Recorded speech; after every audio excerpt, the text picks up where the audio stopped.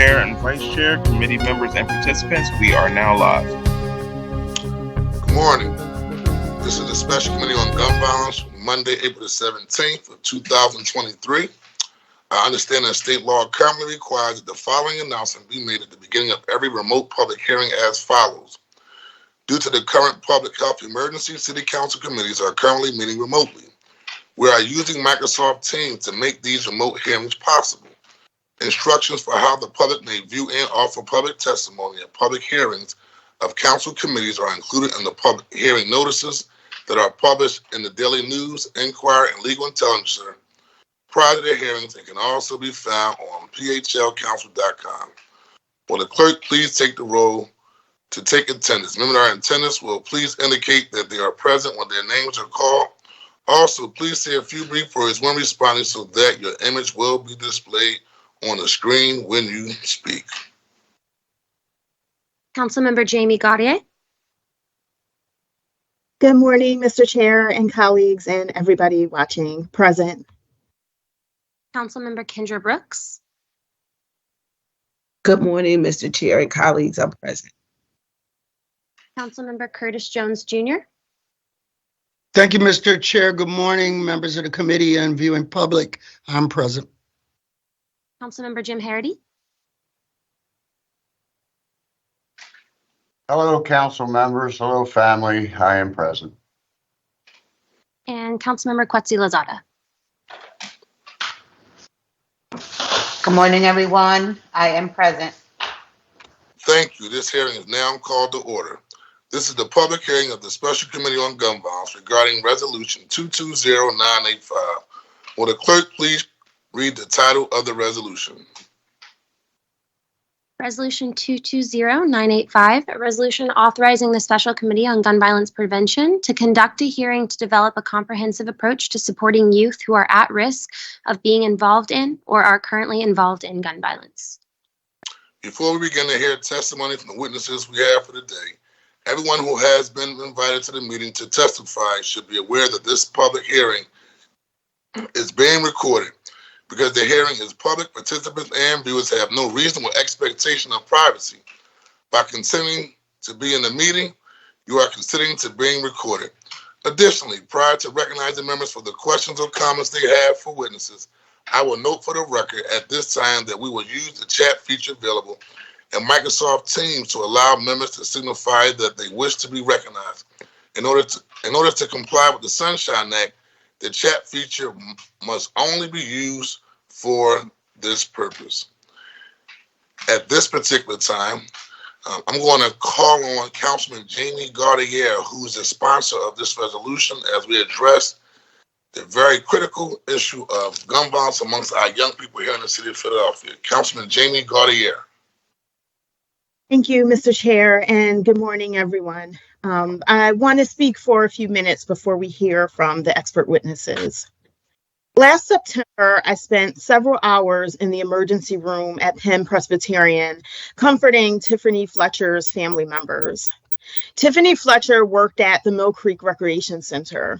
While on duty, she was tragically and senselessly caught in the crossfire between two rival groups of teenagers. We hoped and prayed for good news at the hospital that day, but Tiffany did not survive her injuries. As heartbroken as I was that terrible day and continue to be, it is nothing compared to the unimaginable pain her family experiences each and every day, as do families who have an empty seat at the dinner table because of gun violence. This is just one of the many tragedies involving school-aged children in recent months. Stories about incidents in Overbrook, Roxborough, West Oak Lane, and other working class Black and brown neighborhoods appear more and more often in the news. As a mother of two young Black boys myself, I am deeply concerned by the growing amount of youth becoming entangled in the violence epidemic. The number of shooting victims under the age of 18 has steadily grown since 2015 from 6.3% to 9.6%. At the same time, the percentage of young people arrested for gun violence tripled between 2017 and 2022. What is happening here fits into a very troubling national landscape Adolescent mortality rose in the United States by 20% between 2019 and 2021, the largest increase in at least half a century. And for the first time ever, the number one cause of death for children is gun violence. This is a public health emergency, and every day of inaction creates a lifetime of consequences. Skeptics have asked me several times why I am focusing today's hearing on youth rather than young people in their 20s, considering the median age of someone arrested for gun violence is 24 to 26. Let me answer this question directly. Almost every perpetrator of gun violence had a touch point with the government when they were under the age of 18. The 100 shootings report revealed that 3 in 4 shooters had prior arrests. As many as 93% interacted with the criminal justice system or a health and human services agency. And on average, this interaction occurred 11 and a half years before the shooting occurred. What do all these statistics mean? It is troubling confirmation that today's shooters were innocent, underserved kids who came to the city in search of help, and the city failed them. So we are all here today focused on youth specifically because we cannot afford to abandon the next generation of children too. Today, we will hear from a broad cross-section of leaders and city departments who work directly with young people. I routinely hear from parents that the city's youth services system is complex and siloed, making it challenging for the community to understand how it all fits together. For this reason, my first goal for today's hearing is to provide an on-the-record bird's-eye view of how distinct city agencies work or do not work together to uplift our children. And since we are in the midst of budget season, my hope is to uncover as many legislative, programmatic, and financial solutions to the youth gun violence crisis as possible. We also need to know which metrics we already have and what kind of data we must collect to understand which city programs focus on young people and violence prevention work as intended, which do not, and identify remaining gaps. Only then will we be able to speak with confidence and make the changes necessary to give young people and their parents the support they need to thrive. I want to thank everyone who is participating in and watching this hearing.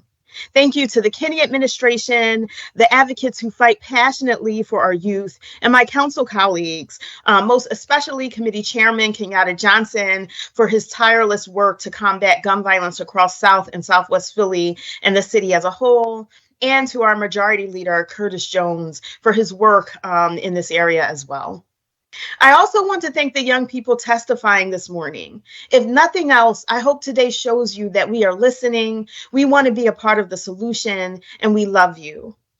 It is the city to support young survivors of violence and ensure all our children are safe and have the resources they need to succeed. Because today's youth are tomorrow's leaders. The future of Philadelphia depends on us coming together and boldly investing in the well-being of our young people. Thank you so much. Thank you very much. Councilman Curtis Jones. Thank you so much, Mr. Chairman, and special thanks to the author of this legislation, because my colleague, from the moment she arrived in this office, has elevated the issue of gun violence, along with yourself, Mr. Chairman, to a priority in the city of Philadelphia. I remember when I first got here, it was not the case. And, you know, it was like the 100th thing on 100 things to do. But it is now, if you look at the candidates that are running for mayor, everyone is leading with that issue. And I'm so very grateful to you, Mr. Chairman, and to Jamie for elevating people to understand that this is a crisis in the city of Philadelphia, along with members like Catherine Gilmore Richardson and others. We have sung a chorus that people are beginning to hear. So I'm excited about what we're going to hear today, to be focused more on solutions and recommendations, as opposed to citing a problem that we all can see every day on the news that there is one. And I remember distinctly for the young people being with that JJC with you, member, and looking at the faces of those young people who need a solution so that they can get off that track. You were successful finding your way off that track. Member Johnson, I was successful. Member Harity was successful in getting off of that track. And we need to provide as many expressways to success as possible. So thank you for that, Mr. Chairman. Thank you, Member Goodyear. Thank you very much. Any other council members for brief comments before we get started? Hearing none, I want to thank you, Councilman Jamie Gaudier, for this particular resolution, because at the end of the day, we have to all collectively figure out how do we support our young people. We're not going to rest our way out of this situation, and it's better to invest in our young people now as opposed to in a long term. And we know a lot of the issues that they are dealing with comes from years and years, and not only disinvestment, but most importantly, being intentional around wrapping our arms around and supporting them for the long haul. And so I thank you for organizing this resolution, and the most important, the panelists who will be participating, and look forward to getting down to work.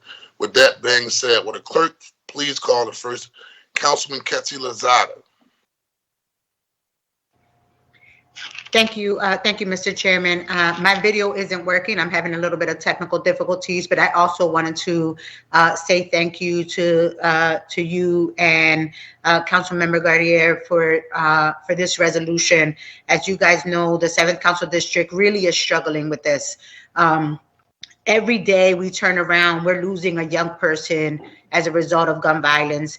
And as I knock on doors on a daily basis, our mothers, our fathers, our grandparents are extremely concerned at the rate that this has increased over the course of the last few years. And so I'm honored to be able to stand by all of you who understand how important this is to our young people. We need to really listen, sit back and listen to them. Oftentimes we don't include them in the conversation.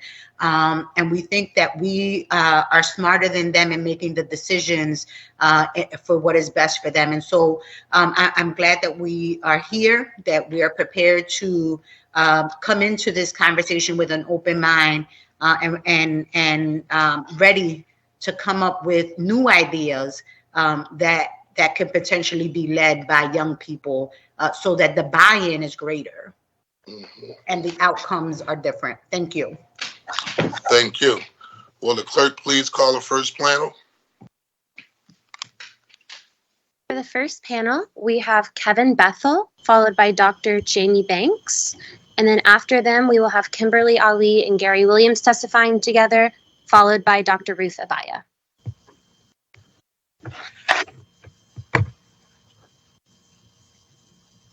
Good morning, Mr. Chair. Is that a go to start?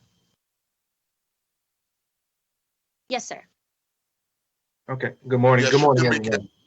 Just state your name for the record and go ahead. Okay. Thank you, Mr. Chair. My name is Kevin Bethel, and I currently serve as the Chief of School Safety at the Philadelphia School District. I formerly served as the Deputy Commissioner for the Philadelphia Police Department, retiring in 2016 after serving 29 years. And first, I want to thank the Council Chair and Councilman Gautier and all the council members in attendance in the committee for the opportunity to speak today. As someone who has spent nearly 37 years in the public safety space, it's an acceptable number of people who have been shot and murdered, and particularly as it relates to our young people.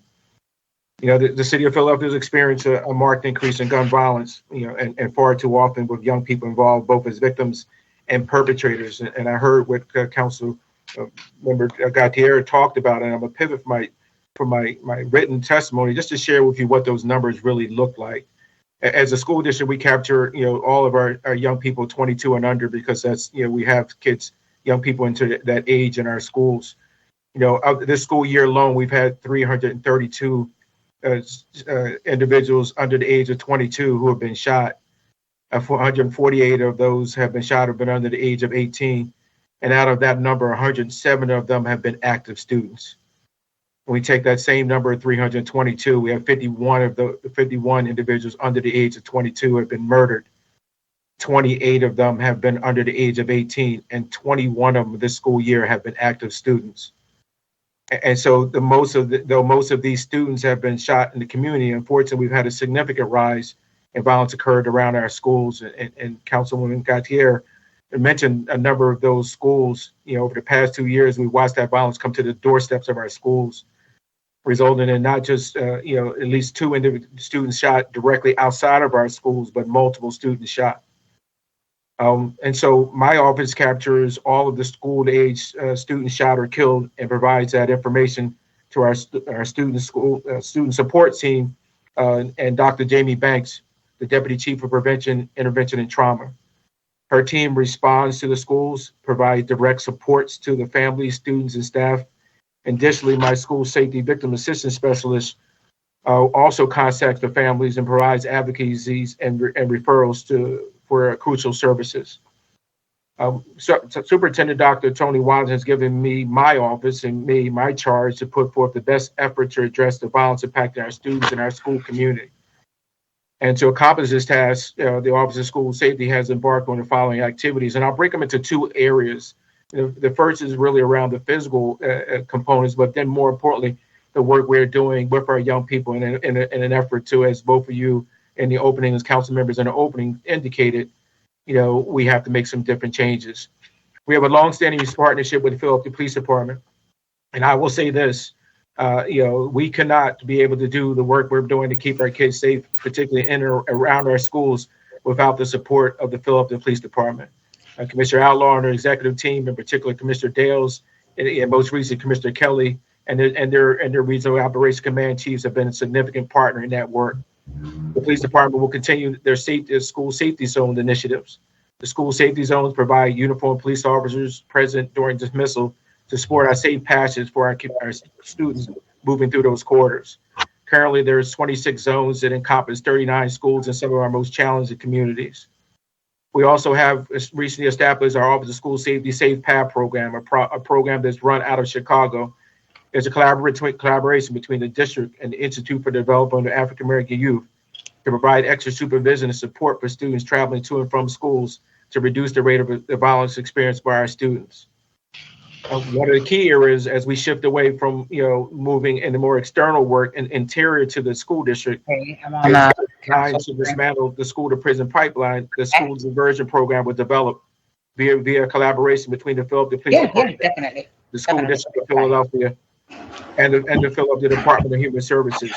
And I want to really key into the fact how important that support has been, and particularly from the Philadelphia Police Department, who's moved the school diversion officers into my office so we can do a lot of diversion internally. But more importantly, the Philadelphia Department of Human Services, they have been with us for 9 years, supporting over 2,000, almost 2,300 students have gone through the intensive preventive programs, and we're greatly appreciative of their support. This initiative and policing strategy diverts students in lieu of arrests with no delinquency history who commit one or the specified offense in the school.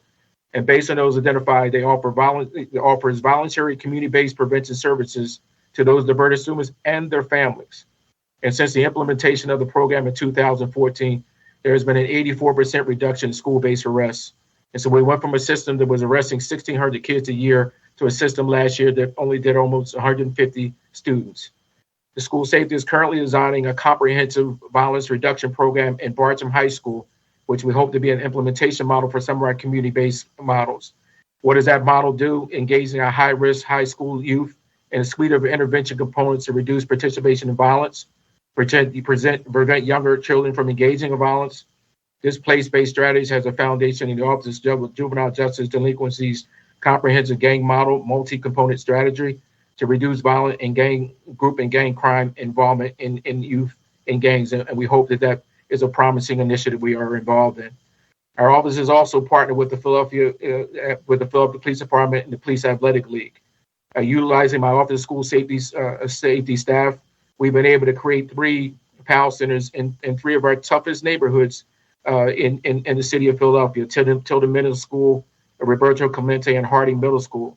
The OCS PAL Centers follows the legacy of PAL of students for these locations are centered around the OSS restorative justice model by building and fostering positive relationships with school safety officers, students, and their surrounding communities, while giving students a positive outlook in their neighborhood to exercise, socialize, and build positive relationships through teamwork, character building, mentoring, and restorative circles. Another area we really have focused on over the last 2 years, our threat assessment process that takes the appropriate and preventive corrective measures to maintain a safe and secure school environment. To protect them and support the potential victims and provides assistance to students being assessed, we have 2 social workers in my office who are trained in crisis management and respond to these incidents. We have responded to over 225 threats of gun violence made by students last year. Through this process, we're able to effectively address the students' behavior and get them the support they need in lieu of arrest. You know, when I came on into the school safety in 2019, we started our school safety mentoring program. This is a mentoring initiative to help support youth through mentorship. Participant students receive mentoring from our school safety officers. They will engage in meaningful conversation, accountability, positive anger expression, leadership, and in a couple of weeks, we're taking about 80 students to Washington, D.C., to the African American Museum in Washington, D.C., and getting the kids out of the neighborhood. Part of that work is our transition mentoring program was implemented in partnership with the Office of School Safety, Student Rights and Responsibility, and to ensure students transition from any type of place and experience a smooth transition back into our school communities.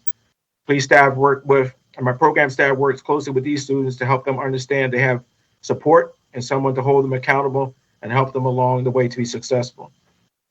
The way this violence has significantly impacted our students, both in the community and at the doorstep of our schools, as I stated in the beginning, is unacceptable.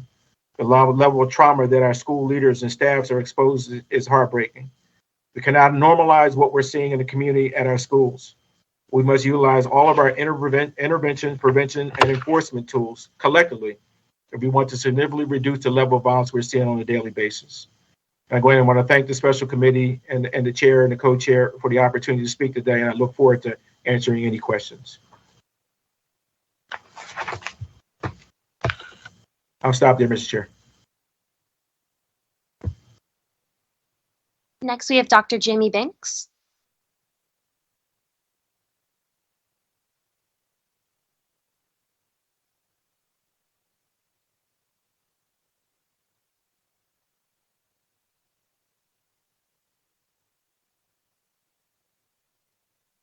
Dr. Banks, I believe you might be muted.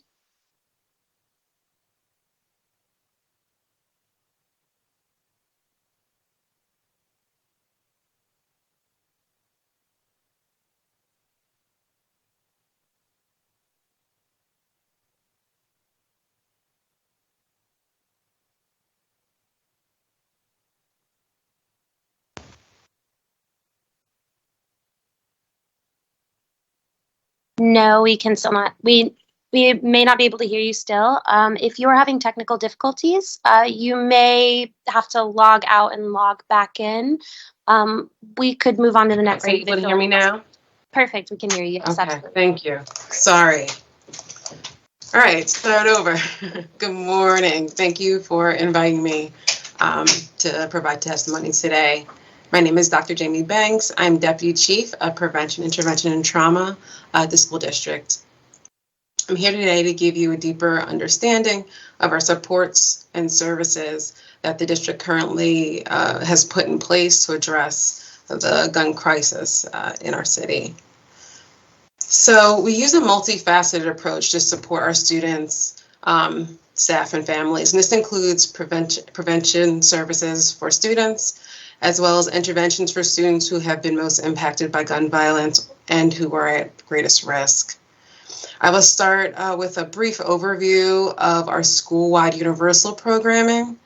These are services and programs that are provided to all students with the goal of building students' social and emotional skills, supporting their development of positive relationships, which is key, and improving overall school climate. These supports are overseen by our district's Office of School Climate and Culture. So for over the past decade, we have been pouring resources and investing in evidence-based school-wide social, emotional, and climate programming. Since 2019, the percentage of schools that have seen these programs in their school plans have increased from 39% to 99%. In addition, the district has expanded from offering just one school-wide climate programming known as Positive Behavior Interventions and Supports, PBIS, to now offering several options that schools can select from in their school planning process. As an example of one of the expanded options we've developed for schools, SDP is excited about the growth of our Relationships First program. It's our school-wide restorative justice model. The program has expanded to roughly 70 schools. We have been seeing some really transformative results from the work at the schools that have chosen this model. And an example of that would be in South Philadelphia High School. Relationships First also has been recognized by the U.S. Department of Education as a national model. We recently received a $4 million innovation and research grant from the Department of Education to expand and study Relationships First over the next 5 years. Relationships First is an example of a program that proactively builds on community and relationships and supports students in more targeted ways through processes called welcoming circles and circles of support and accountability.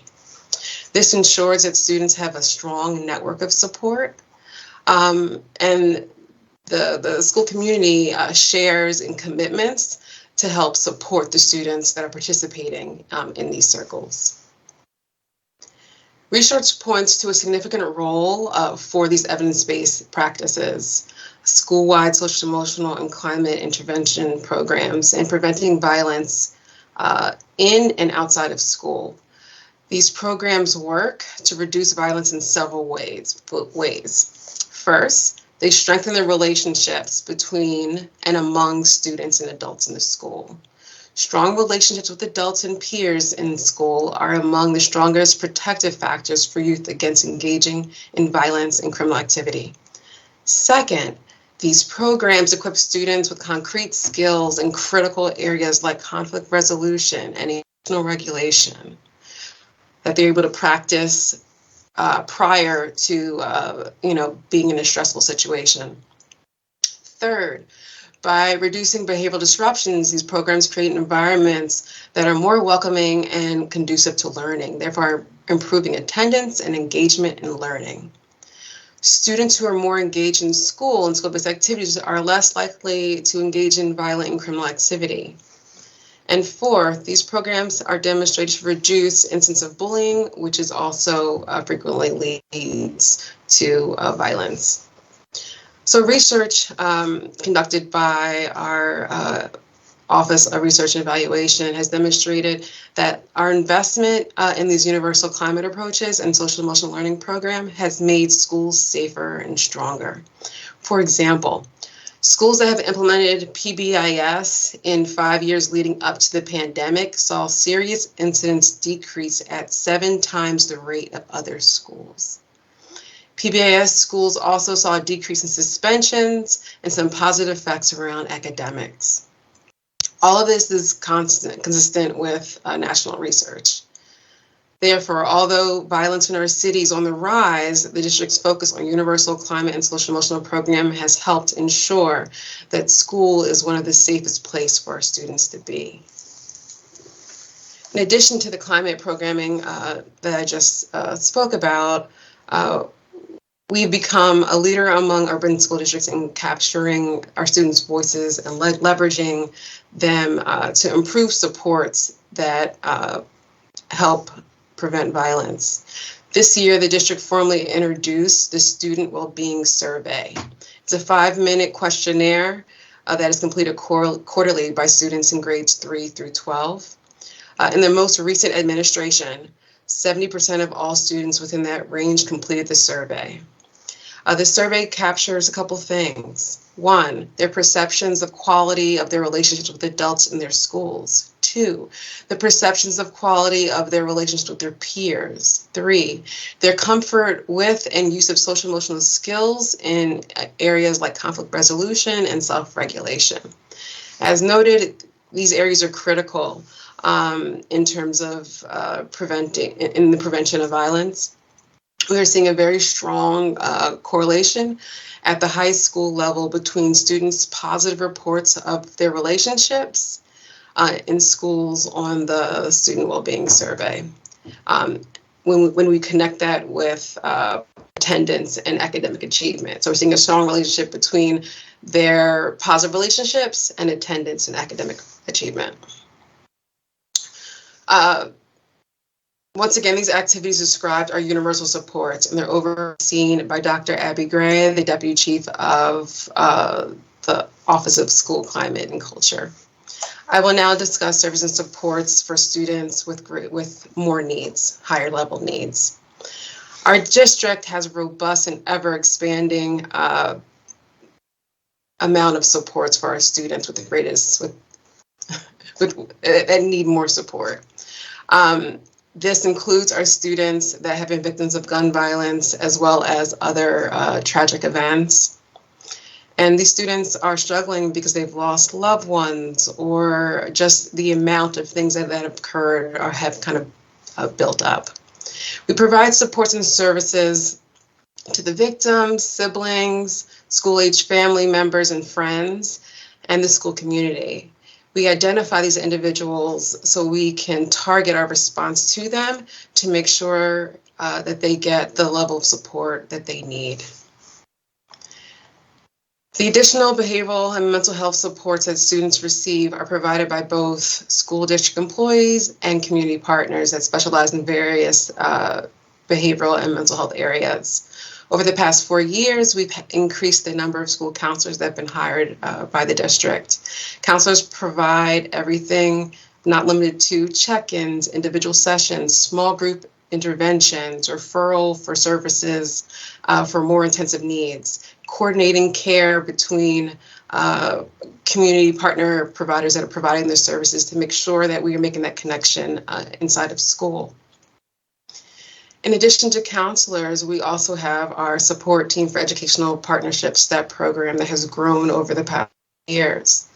The STEP team consists of 4 individuals, 2 of which are master's level clinicians, and they provide a clinical support individual group as well as case management and other services that decrease the social determinants that mostly impede the ability for our students to access the support they need. They may need mental health support, but may not want to access, and these people kind of help make sure that they connect them to services. We continue to work with community partners to support students and communities that have been affected by gun violence. These services range from again, addressing individual needs, small group needs, as well as community-wide needs. We have, and this is a short list, but these are some of the partners that we definitely work with, is the Office of Violence Prevention's a Rapid Response Team, Intensive Behavioral Health Services, IBHS, which is funded and overseen by Community Behavioral Health. There's a mental health provider in each of our schools. Additionally, we work with Uplift, Grieving Children, Center for Grieving Children, that has the Philly Hope Line, as well as provides grief services inside of school and outside, and also Jewish Children Family Services, which they provide a range of prevention services, including signs of suicide, which is evidence-based intervention, again, to make sure that we are reaching our kids and communities with the interventions that they need. The impact of trauma on our youth is undeniable. In addition to the services that I mentioned above, we are continuing to look at how to support our adults as well as our children, given all that's gone on. In addition to the training that we have been providing to our staff, We also partner with Network of Neighbors, who really comes into the school community and really helps them work through the trauma that they have experienced. We also work with Lakeside Global Institute, to name another partner. As the gun violence and trauma our school communities experience continue to increase, it's important to introduce new evidence-based approaches to address the needs of our community. The district is working with Dr. Sean Jenwright to bring healing-centered engagement to our district and Philadelphia. Healing-centered engagement emphasizes the voice, youth voice, and healing through principles of culture, agency, individual and collective agency, relationships, meaning, and aspirations. This approach to individual healing, there's a prerequisite that you have to start working on yourself before you can help others. So as we are bringing this to our district, to Philadelphia, we're helping the individual helpers make sure that they're taking care of themselves so that they can help our youth. As school communities begin on their healing-centered journey, students will also have the opportunity to go through a healing process at a camp that we're going to hold this summer, where they're going to have and experience healing-centered engagement within this camp. The district continues to expand our transition services for youth coming out of delinquent and dependent placements in hospital settings. We have case managers that provide support as well as mentoring. We are expanding our mentoring options and services that are available to youth in the transition center so that we can, again, reach more youth. And we're also offering them opportunity to earn credit and participate in restorative circles as they transition back into the district. I hope this brief overview has provided a better understanding of the efforts the school district is doing to really support our students. As we know, the violence that is plaguing our city is not occurring just inside of our schools.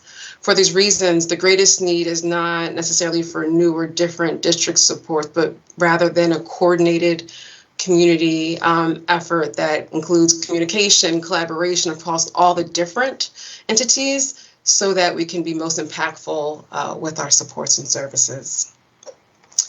In terms of budget asks, our district is currently in the process of developing a new strategic plan. This is a process that has been going on for a number of months that has included listening and learning sessions and a lot of community input. It will culminate very soon with the release of Dr. Wallington's plan for improvement. Once this process is complete, the superintendent will return with detailed asks that are directly related to the greatest areas of need that emerge from the strategic planning process. During the questions and answer time, Deputy Chief, Dr. Abby Gray of the Office of School Climate and Culture and Rachel Holdsman of Student Rights and Responsibilities is also available to answer questions, as some of the work I discussed is within their office. Thank you so much for the time today.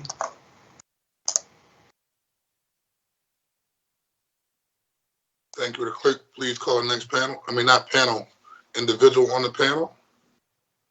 Next to testify, we have Kimberly Ali and Gary Williams, followed by Dr. Ruth Abaya. Just state your name for the record and please begin. Kimberly Ali, Commissioner for the Philadelphia Department of Human Services. Good morning, City Council members Gaudier, Johnson, and members of the City Council Special Committee on Gun Violence Prevention. With me today is Dr. Gary D. Williams, Deputy Commissioner of Juvenile Justice Services, and Nadine Parisi, Chief of Finance. Today, we have been asked to provide testimony in response to Resolution Number 220985. The mission of DHS is to provide and promote safety, permanency, and well-being for children at risk of abuse, neglect, and delinquency. In our Juvenile Justice Services Division, we fund a full range of programs designed to divert young people from entering the juvenile justice system, prevent further involvement into the system for children who have been arrested, and provide rehabilitative services for children adjudicated delinquent. We work with our partners in the 1st Judicial District, Juvenile Probation, the District Attorney's Office, and the advocate community to develop and fund programs designed to meet these goals. We also collaborate with our Office of Children and Families partners to ensure that young people enroll in work-ready, out-of-school time, and adult education programs. We believe in a community-based approach to prevention. Over the past several years, we have increased and expanded our use of diversion and prevention services. We concentrate on providing safe places, supportive services, and positive activities for youth, including those who may be at risk of involvement in gun violence. Community-based organizations operate these programs, delivering an interactive curriculum to keep young people engaged in services. We operate 3 main programs that are open to youth ages 10 to 21, and they require no referral. These programs are designed to help youth at risk of becoming entangled with the juvenile justice system. The programs share a common goal to connect with youth. They emphasize family engagement, conflict resolution, violence prevention, mentorship, coaching, and providing other service linkages. These programs are the Community Evening Resource Centers. Since opening in 2021, the centers have connected with 742 youth among 2,700 visits. This number includes both youth who may have come to the center voluntarily or by way of the Philadelphia Police Department for a curfew violation. Intensive Prevention Services is a diversion service that works with both the youth and family to build resiliency and a sense of self-worth for the young person. In FY22, 832 youth were referred. It is both a case management and a site-based service which offers positive youth development programs and support to keep young people on track. This program has a capacity to serve approximately 1,300 youth per year. Don't Fall Down in the Hood is designed for you who have been exposed to gun violence or who have gun charges. DHS recently expanded the program to allow for self-referrals.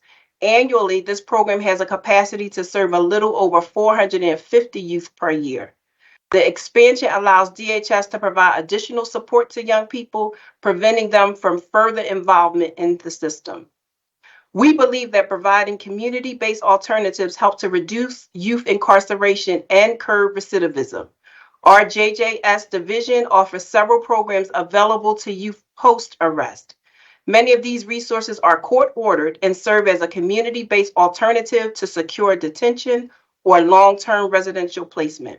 These programs all share similar goals, including but not limited to helping youth with cognitive behavioral change, life skills, violence prevention, group activities, and positive community integration. Some of our post-arrest programs, which require many hours of participation and increased supervision, are our pre-evening reporting center, in-home detention, post-evening reporting center, community intervention center, intensive supervision program, aftercare evening reporting center, and reintegration case management to integrate youth back into their communities after their placement. The highest level of services that we provide are detention and placement services. At the Philadelphia Juvenile Justice Service Center, while youth are detained waiting for their hearings, we offer behavioral health support, education, and vocational programs. We also fund longer-term placement options at private providers, and some of our youth are placed in state facilities. We are very appreciative that both the Commonwealth of Pennsylvania and the City of Philadelphia have supported our funding requests to increase youth programming, which includes anti-violence programs and services. We know that supporting youth and their families is a critical part of a comprehensive approach to empowering our young people, uplifting families, and by extension, reducing the impact of the rising gun violence. Thank you for this opportunity to testify. We look forward to collaborating with City Council and other stakeholders to find innovative ways to support youth and families. The lives we are impacting today will lead to safer communities. My team and I are happy to answer any questions. Thank you. Thank you. Would a clerk call the next witness on the panel, Dr. Ruth Abaya? Good morning, everyone. Good morning, Council. Thank you so much for having me today. So my name is Ruth Abaya. I'm the Injury Prevention Program Manager at the Health Department. And I'm going to talk a little bit about best practices for addressing youth violence, just based on our experiences with our coalitions, our clinical experiences, and what we believe is best for children. So as a pediatrician, I hope to never see children impacted by firearm violence, but the truth is we see children and youth impacted by violence every day. Far too many young people are direct victims of violence, sustaining physical and emotional wounds that affect them, their families, and their communities. But beyond that, many youth we see live an acute awareness of the impact of violence on their friends and families and carry with them a sense of loss and a sense of fear at a time when their lives should be focused on realizing their full potential. Firearm violence has always impacted children, but in the setting of an increase in firearm violence in Philadelphia and in many other cities throughout the country, we've seen an uptick in the proportion of children affected. While the number of children that were victims of shooting incidents increased in 2020, the percent of total shooting victims that were children has also shown an uptick. National research done at the time of the pandemic showed that this was part of a national trend, that there was an increase in children involved in violence on both sides of the gun, which speaks to how structural and societal disruption have such a profound interplay with violence. Children are one of our greatest sources of hope for the future, and thoughtful approaches to prevention and intervention among children and youth is part of any successful gun violence strategy. So I wanted to take a moment to underscore some of the best practices for preventing violence among youth. And the first I'll make mention of is safe storage. So firearm access among youth is complicated, but we do know that research has shown parental ownership predicts youth possession and that youth access is linked with involvement in violence. So there's no question that the availability of firearms confers risk to youth. Safe storage has implications for access among very young children. That's often where it's discussed, but it's not because it's not often realized that children as young as 2 or 3 might be able to pull a trigger. But it also has implications for guns that are lost or stolen and therefore contribute to the cycle of violence. There was a significant uptick in gun ownership around the time of the COVID-19 pandemic, which was reflected in many communities throughout the country. And those firearms are still with us. In addition, novel forms of access, including ghost guns, pose a new challenge. Increased access is an important factor in violence among youth that we cannot ignore. Many organizations and health systems have gun lock programs, but learning from families what works best, what is most acceptable, and how to ensure that this is a sustainable resource is important. We also must not fail to continue our advocacy in addressing how firearms land on our streets in the first place. Preemption limits our ability to create common sense policies within our city, but leaders in state government and beyond must continue to be held responsible for the proliferation of firearms. And finally, we have to address what motivates gun carrying in young people, the very real fears that drive the practice, and the strategies that are informed by youth that address the assumption that gun carrying prevents violence. Best practices also include focusing beyond just the individual. Research has found that programs that focus on the family unit or family factors may have greater effect than those that don't. In addition, strengthening protective factors through mentoring, connection to supportive programs, improving skills, and creating an environment that fosters thriving through strategies that address community level risk all play a role in preventing violence. It's important to note the role that employment can play. So in Philadelphia, chronic unemployment defined as no employment in the preceding 12 months, especially among men and boys, occurs in similar parts of the city as firearm violence. So creating opportunity for life-sustaining work is an important part of a working strategy. The most important work being done among youth right now has these elements. Employment is tied to educational opportunities as well. A safe, trauma-informed educational experience is so critical of young children and adolescents. It has potential to affect so many outcomes. Children do a lot to support children who experience violence through return to school, helping them to get back to sure. Regardless of which strategies employ, one important reality is to have an eye towards sustainability. Programs that engage youth without allowing sufficient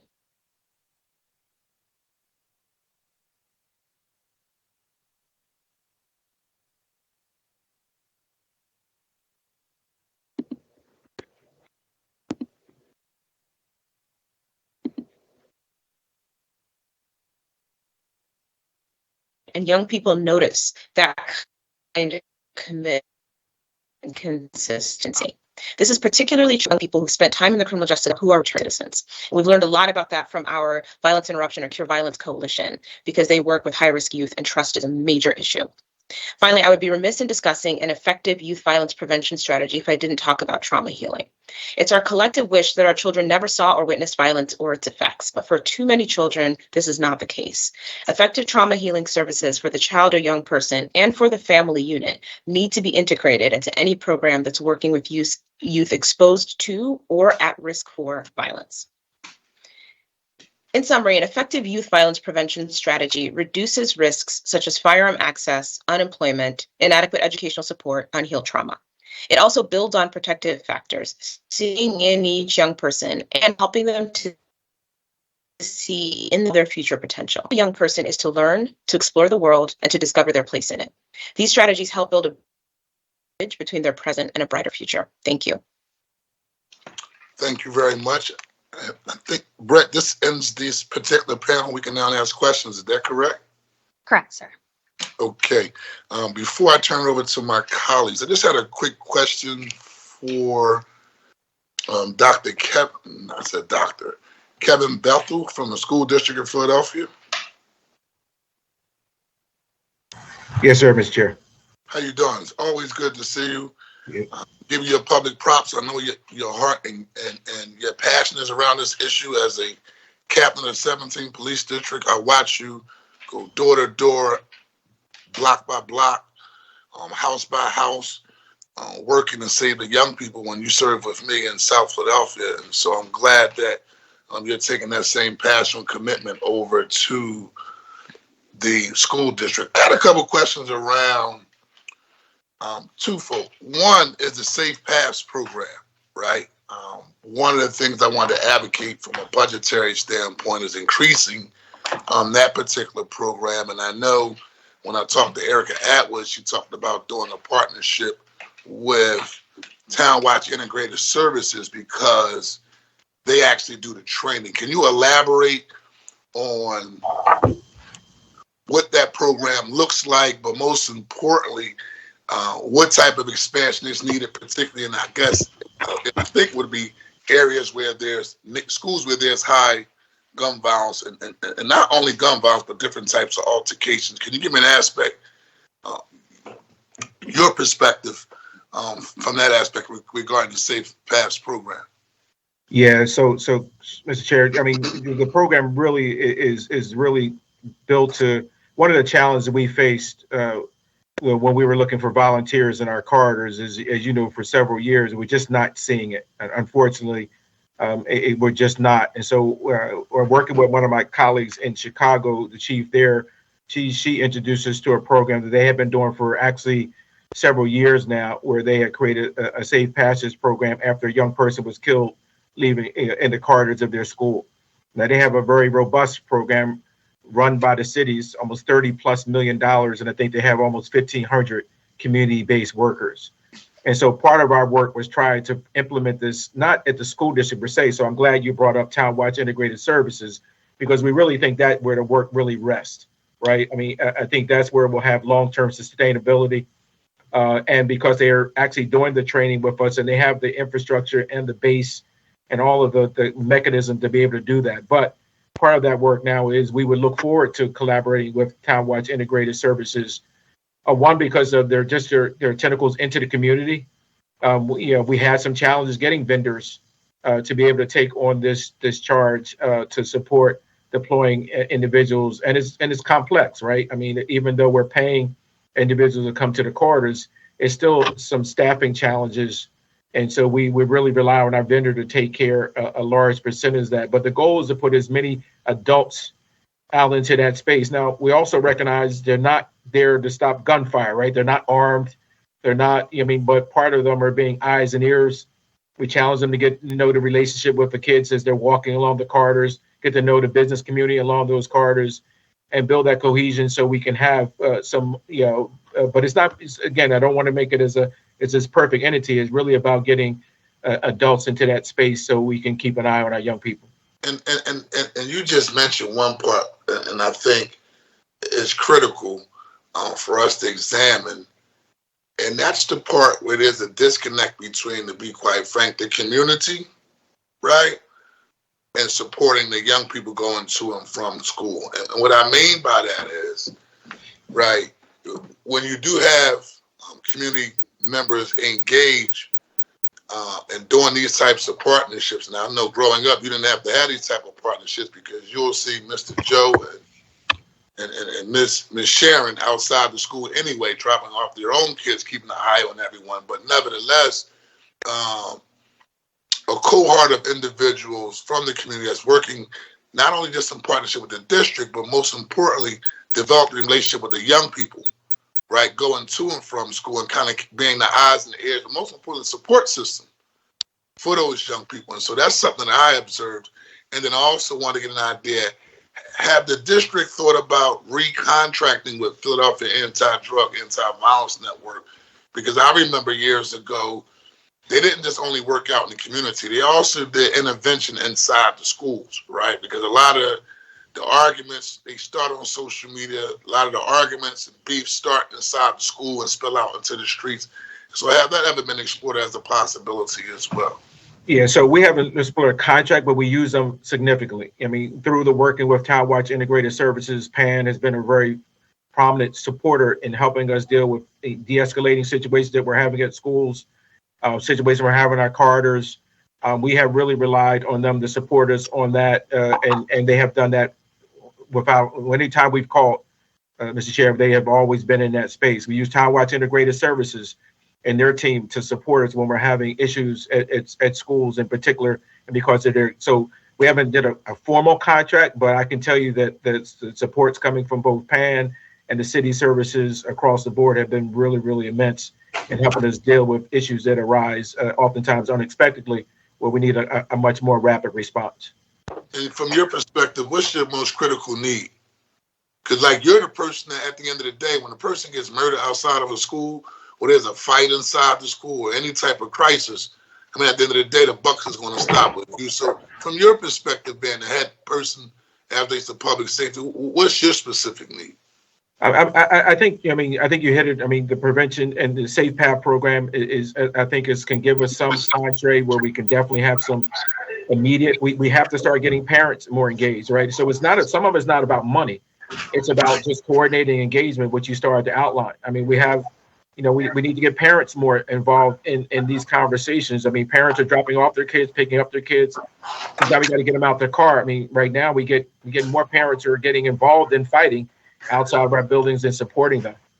But I think the really helping to support the Safe Path program, see that as if we want that to build into a long-term strategy. Right now, I'm using that through grant funding and other opportunities, but I think building it into the infrastructure and the muscle of the city gives us some sustainability. I understand the model of volunteers has always been more appropriate, but knowing that we don't, I think it creates an opportunity to have sustainability across that process.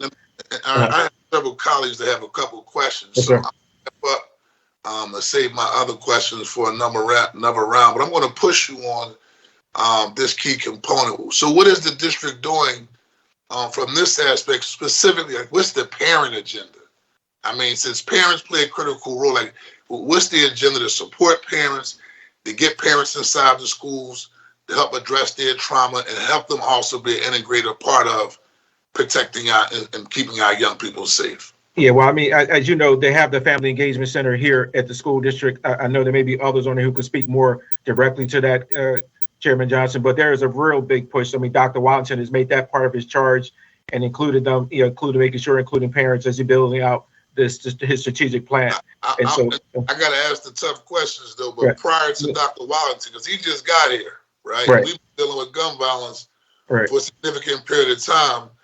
And it's not the first time I've heard the role that parents play, to be honest with you, or not play in terms of keeping our young people safe or actually engaging in some of the conflicts that's going on, I guess. So that'd probably be a larger conversation as a whole. But I wanted to know, if parents play a role, what type of really initiatives are we doing to support some of the parents, and also even weed out some of the ones who may come up and go, riled up and may need some additional calming down and support.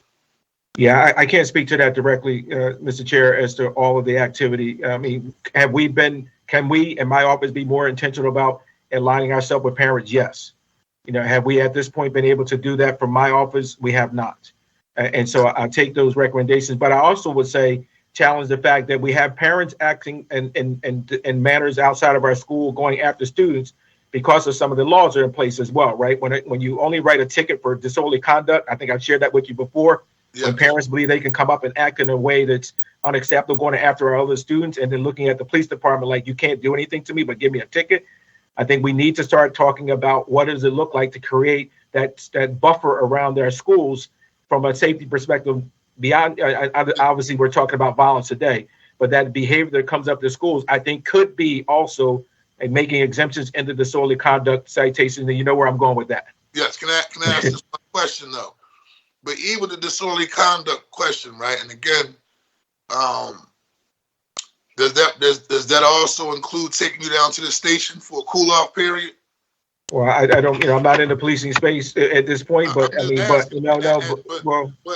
sure when you're on patrol, your team on patrol, parent does come up there, fight starts out, parents punch a child in the mouth, which is, I think, against the law, right? At some point in time, that's not proper behavior, and that's just inciting more violence, right? Separate from the disorderly conduct, can that person still be taken down to the station for a cool-off period? Well, I don't know if there's any cool-off, but I mean, obviously, if they engage in a simple assault, that takes them outside the disorderly conduct realm, and that would be an arrestable offense, right? That's not within the capture of that, but much of the stuff we see rests in that lower portion of the just being disorderly, and disrupting the flow. And again, that's not all the time. I'm not saying this is an all the time situation, but it is something. But I don't want to lead in that space. I mean, to your earlier point, can we as an office do better with parents' engagement? Absolutely. Should we do better with parent engagement around this work? Absolutely. And I think maybe as we think through this Safe Path program and other things that we're doing, they can be. I know many of our school leaders, as you know, have parent associations and really deal with the parents on a more micro level as school leaders in their space. And most, if all of them, do a very effective job in that. But have we asked them to venture now into this other space? I think it is time for us to really incorporate them into some of the more things that we're dealing with that we've discussed over the years in play. And I take that very seriously, and we'll take that as we move forward with our work. Well, thank you very much for your response. I'm going to turn on to Councilwoman Jamie Gaudier. Thank you, Mr. Chair. I have a couple questions as well as a comment. First, a comment for Chief Bethel. Thank you for the hard work that you're doing. You're definitely an asset to the school district and the city. I do want to encourage us to think about the Safe Route to School program as just a part of how we do business. I never thought that this should be like some grant funded thing, that we'll do it if we get money, or we'll do it as a pilot. I think in general, our city seems to love piloting things that make a lot of sense to just do, right? We're not in the pilot phase of gun violence. We're in the full-fledged phase of gun violence. And so the solutions, especially the ones that make a ton of sense, just need to happen. And I certainly, from a budget perspective, want to support our ability to expand that to every single school that's been struggling with gun violence over these last several years. The questions for, the agencies who work on this from an implementation perspective, the school district and DHS, you each talked about really valuable evidence-based prevention and intervention models that you're engaging in. And that make a lot of sense. However, we're seeing this problem get worse. And so my questions for the school district and for DHS are, one, what kind of data are you collecting, and what metrics are you using to analyze whether your programs are successful? And then with respect to DHS, I talked to you before the hearing, and you mentioned that your staff was working on a report to track outcomes across all of your programs. So in particular, Commissioner, I'd love for you to speak about that work. And then for the school district, DHS, and for Dr. Abaya, I'd love to hear each of you talk about one solution that you like to see highlighted this budget cycle that could help to advance and grow your work. So I guess we can start with the district.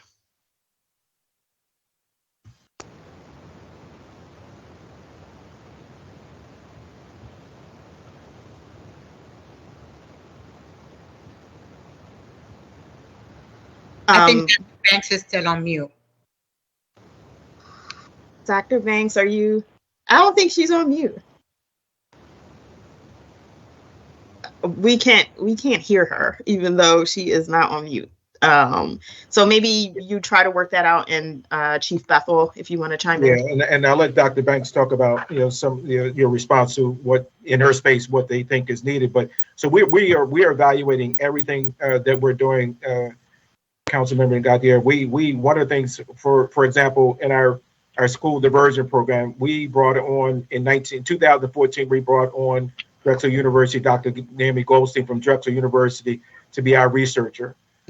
We returned this into a longitudinal study. So I can share with you and send you a most recent report that we've done over the last 5 years of what that data looked like to show that, a kid who was arrested in our school system was 1.4 more times likely to be in the system versus our kids. Kids are not, where our recidivism rate is 7 percentages lower than our control group. So we took the group of kids who were locked up in 2013. They've served as our control group throughout this process. And we can see where we have a 41% recidivism rate for our kids that are diverted, almost a 48% for the kids who were arrested. But what we also qualify in that 41%, I didn't lock up 1,600 kids, right? We're talking about that cohort of kids who unfortunately are getting arrested for more of egregious offenses. One of the things we're using the school data. So the school data, provides kids are asked on a yearly basis how they feel going to and from school. And so we're using that data of how kids, for the purpose of how we select our corridors, using that data to say, well, kids said they do not feel safe going to and from. We combine that with the harm scores from the police department, and we use a 300 to 400 foot buffer around the school to say, what do those harm scores look like? We use those numerical values to put together to determine a rank structure for where we're going to put our kids, where our corridors are. And it lines up, as you already know, in some of our most challenging communities, most challenging schools, most of my neighborhood schools and neighborhood high schools and neighborhood middle schools. And so part of our mentoring work, I have a researcher assigned to my office now who does my research for us. We're doing pre and post surveys. We're asking the kids throughout the process. Now we're early in our mentoring work, so we hope by next year we'll be able to have more succinct numbers of aligning and looking at how those kids are doing well.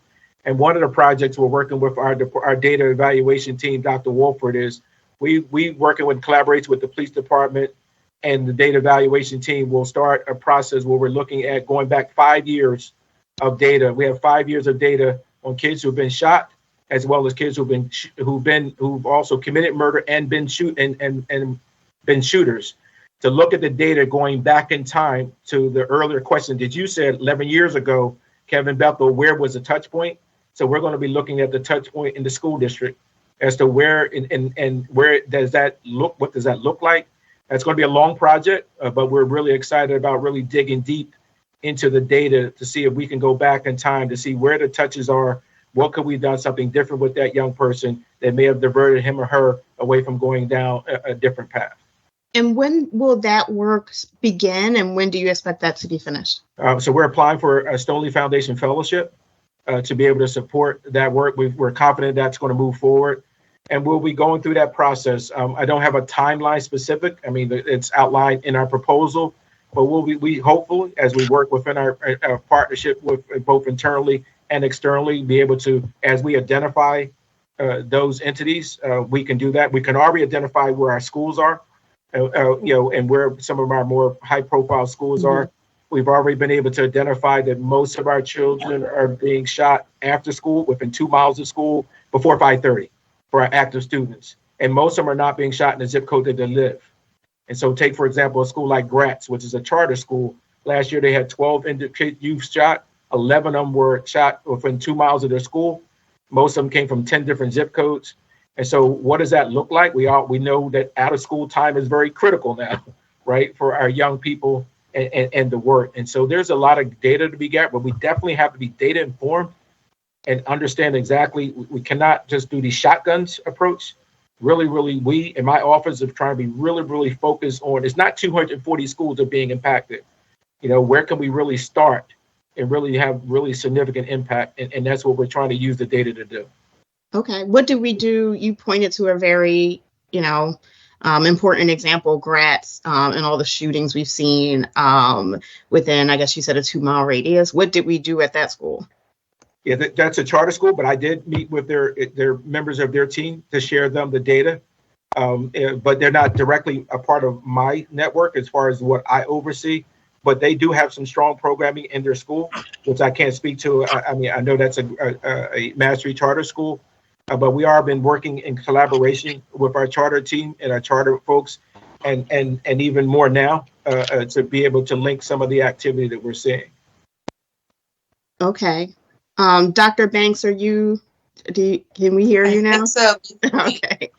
Did you want to weigh in? Yeah. Did you want to weigh in specifically around a short solution you'd like to see highlighted in the short term? I will say one thing to piggyback on kind of what Kevin said and some of the questions you asked him.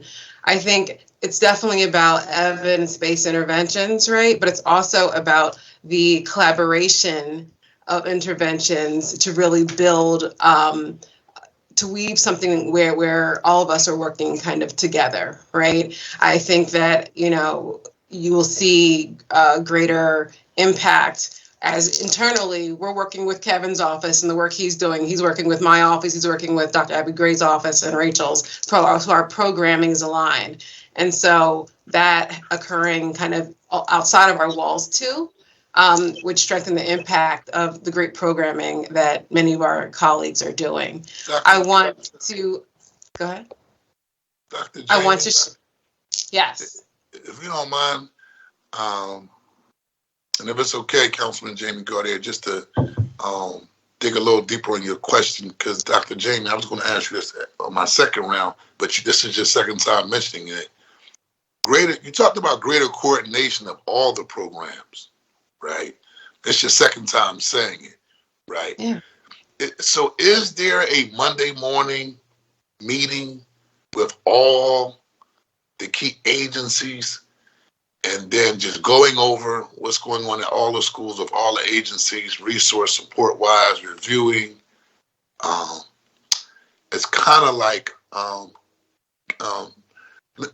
Kevin, when you were deputy commissioner, what was the name of the program that y'all used to have when all the agencies would be inside the room and y'all be reviewing all the shootings across the city of Philadelphia on a weekly basis? I came to it one time. I think it was held over in the DA's office building at one time. A gun stack when it was over there? It was a gun stack? Is there a school district stat where all the teams are meeting Monday morning and just going over everything that's going on across the board and reevaluating and addressing all the issues? Because you mentioned coordination twice, and that's the only reason why I asked for a deeper dive on your question. That's all. Sure. Point of information, Mr. Chairman. Yes. Go ahead, sir. Couple of things. One, I am convinced now more than ever that the solutions to our gun violence problem exist. Based on the hearings I'm hearing, like we have little pockets of success, little highlights of success. Some of them need to be brought to scale. That's number one. Thank you for having this hearing, because listening to it, I know the solutions exist. Second thing, one of the things we have in our discussion of public policy is the language problem. Now, you'll call something a tomato, I'll call it tomato, but it is actually the same vegetable or fruit, whichever scientific. So what I'm hearing, my good friend Bethel is talking about safe routes. I call it safe corridors. This morning, 7 a.m., to your question, Mr. Chairman, 6 of my high schools and middle schools meet every Monday, 7 a.m. in what we call it Monday morning roll call. The town watch is there, the police are there, school, from time to time, the school police have been there, SEPTA is there, and guess what we talk about? What happened the week before? So I'm gonna get you and Member Gutierrez into the 7 a.m. meeting, but the model exists. But here's the thing. Each of the routes, so if you know my area, you got Hilltop, you have Burke Street Way, you have Woodcrest Way, and if you're from the 70s, 80s, 90s experience, you know what that means. You got Lansdowne Avenue. So you have all of these neighborhoods that these kids got to go to and from. We have put cameras along a safe route. So that is overlaying the town watch, the SEPTA, the bike cops, all of that during the arrival and departure of young people. And still they get into it. I don't want that to sound like a panacea, but it is definitely cut down on the number of instances since Bernard Scott was murdered right across the street from Overbrook. So Bethel's point is correct. Doesn't just, it happens, it starts at the school, but it spills out into the street. All right, I can't get you because my gun isn't in school because I had to take it off because of the metal detectors. But wait till I get to my ratchet and see you 2 blocks away. So so what I want to do is encourage you guys to be on that call. Now, what happens as the violence reduces, guess what pops up in the place of the discussion? Parents. This parent came up and slapped one of my teachers. These kinds of things they're dealing with almost to the level of the gun violence. So I'm going to stop there and I'm going to say that the solutions exist. We got to do 2 things. We got to speak the same language and we have to bring things that work up the scales. And to my colleagues, we can't be afraid to cut things that ain't working. Dr. Jamie? I'll answer your question. And But then I'll go back to Gardier, then Phillips, and I'm getting beat up by Councilman Lozada. So let me refocus and make sure members get their time in there. But I think what Councilman Jones just shared does answer some question too. When I say communication collaboration, I'm not just talking internal. Yes, we are having conversations and meeting about what we are seeing and what our programs are doing. I mean, outside the walls, what our partners are doing, and more importantly, what he said, same language. We have to sometimes. I believe we come at things from the same place, but we're using different words, or the communication isn't as clear. And so one of the goals would be to not only know what we're doing, right? We all know why we're doing it, but making sure that we're using the same clear language so that as we are attacking the problem, we're on the same page with how we're doing it and how our supports complement one another, right? And we grow what needs to be grown. And, if we find that something is not successful, then we handle that accordingly. But we're working in an effort together because it's not just in one domain. Okay. Thank you very much.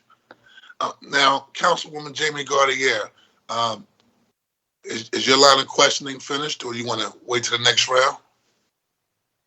No, the last question, well, sorry, I wanted to hear from DHS about the report that the commissioner had mentioned to my office, tracking all of their outcomes across their programs, and of one, solution in the near term. And then I also wanted to hear from Dr. Abaya, one solution in the near term. Go ahead. Yeah, so thank you for that question, Councilmember Gadier.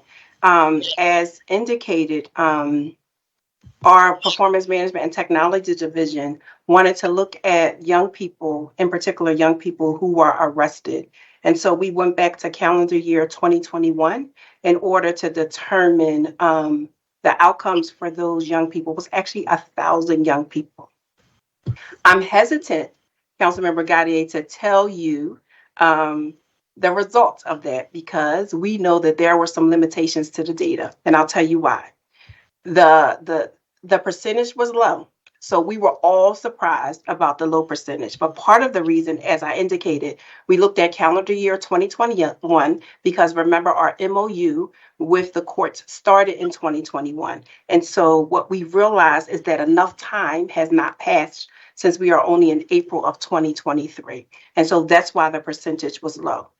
Also, the percentage was low in terms of the number of young people, because our definition of recidivism, so this was a recidivism study, included young people who were discharged from services. Discharge from services also included discharge from the court system. And so we know this by way of looking at our second analysis, looked at young people who were placed at the PJJSC, the Philadelphia Juvenile Justice Service Center. Again, we looked at a cohort of young people placed at the PJJSC, which was over 1,000 young people in calendar year 2022, and learned, I'll give you a percentage, that 1/3 of those young people was placed at the PJJSC prior. And so when you look at our recidivism data, which I indicated was low, compare it to the data of the young people at the PJJSC, indicating that at least 1/3 was there at least twice, it was inconsistent. And so what we need to do is redefine our definition. So our next study is going to occur young people. We're going to go back to calendar year 2021, which included the 1,000 young people, to determine if there were any arrests during calendar year 2021, because these are young people who were known to the department, and then we'll look at the data in reference to that. We also I think I'm a little bit confused. So sorry, can you just clarify what your study of the 1,000 young people showed? Yeah. So the study of the 1,000 young people showed that in the next calendar year, so within a year, that only 1% of those young people recidivated. We believe that 1% wasn't accurate. And so we further looked at the 1%. The reason why we know it wasn't accurate is because of the definition. And so we have to expand the definition. So that's the next phase. What definition were you using? So the definition was looking at those 1,000 young people, how many were discharged from probationary supervision. However, when you look at supervision, the length of stay, young people stay on for more than a year. Remember, the cohort is from 2021, and so now we're just in April of 2023. Enough time has not elapsed because we were using the definition of discharge, and this definition is a national discharge from probationary supervision, meaning discharge from court. Again, knowing that was incongruent when you look at the population of young people who are being held at the PJJSC. As I indicated, at least 1/3 of them has been at the PJJSC twice. So we knew when we looked at that 1%, we knew that there were some limitations. Thank you. When will you be, so it seems to suggest that we actually might have a high or somewhat high recidivism rate. When will you sort of do that report over again with new definitions? So I would say, and I don't know, to define high, so we know it's higher than the 1% just based on the data from the PJJSC. What we also know is that when we extended it out, we did it with a year. When we extended it out to the 15 months, since it's been 15 months, we saw that it was an increase. And that increase was like 2.8% increase as opposed to the 1%. And so we know that as time goes on, that young people, if they did not necessarily benefit from the service, or if in fact they were rearrested, you don't see it in the first year, that more time needs to elapse. And so what we are doing now, we also know that, in terms of our capacity, this was done by our performance management and technology department. And so we are actually in the process of hiring a research analyst The interviews are underway, and so that we can increase our capacity in order to lead this work. Again, looking at national best practices in reference to recidivism, as well as juvenile justice and best practices in reference to that.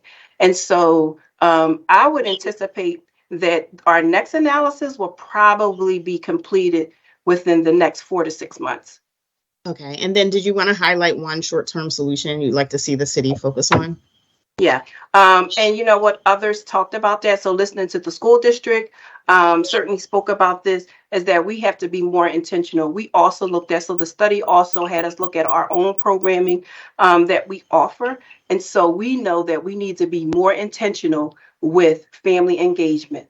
Much like the work that we do on the child welfare side in order to keep parents engaged, we have to mirror that on the juvenile justice side. Now, we do certainly offer and provide family events and events in the community, but we need to be more intentional when we have the parents at the table with us in order to address the violence. And so that is definitely one solution. The other solution I would say, can I offer two? The other solution I would say is, again, because we heard from Dr. Abaya around trauma-informed care and making sure that trauma is integrated in all levels of our services. So not only prevention, but also our intervention, and certainly is integrated in our placement.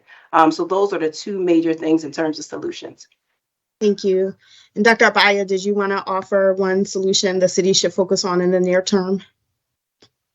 Sure. And I'm actually going to very briefly offer a few if I can. I apologize, just because there are a couple I wanted to highlight. Mm-hmm. So I know I already mentioned safe storage, and safe storage, I think sometimes is not something people believe in very deeply. And so I just want to underscore that it's a solution we believe has been slept on as far as optimizing it. We have some partners, some of whom you'll be hearing from later today in the community, who have just been really successful in distributing gun locks, even to people who are traditionally thought of as not interested. So I think that it matters who the messenger is. And I think that there are some opportunities to expand that better. I won't expand on trauma healing because I already talked about it and it's come up. I was also going to bring up collaboration. So Rebound, which is a program in Mastery, is a partnership between Temple and that Cure Violence program and a school. There are these kind of cross-sectional things. This is heavily what the health department believes in, is this cross-sectional approach. So integration, I think, is really important. There have to be similar tables that we're sitting at. And then I wanted to mention one really important, I think, short-term priority that hasn't come up yet, which is social media. When we're talking about youth, we can't ignore the manifestation of violence in that space. There are some experts here in the city of Philadelphia that I think we could learn from to build a short-term strategy around violence interruption online, which is something that just we haven't really put our toes in yet. So I wanted to mention those things briefly. Thank you. Thank you so much. And thanks to everyone on the panel. Thank you, Mr. Chair. Thank you. So next we have for questioning from Councilmember Anthony Phillips and then Councilwoman Ketsi Lazada. And then Councilman Jim Harity. And we also have President Councilman Isaiah Thomas. Thank you, Chairman Johnson, Councilman Johnson. Thank you. I want to circle back to the question that was raised around to the public safety officer for the school district around the issue of implementing parent advocate programs or some sort of like parent leadership support program, because it is clear, Mr. Bethel, that there is a need for parents to be more involved in the lives of our children, right? When it comes to making violence prevention a reality. So, like you said, some things are beyond funding. However, if we could, to the best of our ability, create systems and operations, and I want to be on record around this, that can help our parents, become more involved in their lives of their children. That could be a really huge violence prevention effort, right? So, for example, are we doing home visits constantly? Do we have a team of people that we can hire to do home visits constantly to check in on these students who need a little bit more care and support, who are going through trouble situations, right? And that's not, and there's some really targeted number of students that probably need that. Are we making sure that we're engaging those families to understand resources such as maybe emotional trauma support, food resources, whatever that's causing their child not to be successful, or to commit violent crime or to act out in a particular way.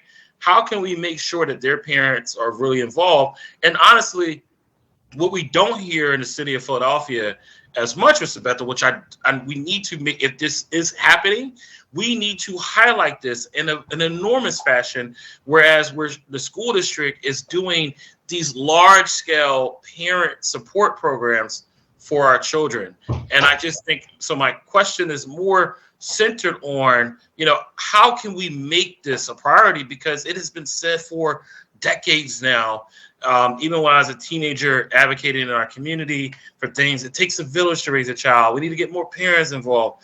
And that's why even from my office, we're putting together a parent advocate program so that we can work with district schools in our area to make sure the parents are more involved in the lives of their kids, so we could, have this as a violence prevention method.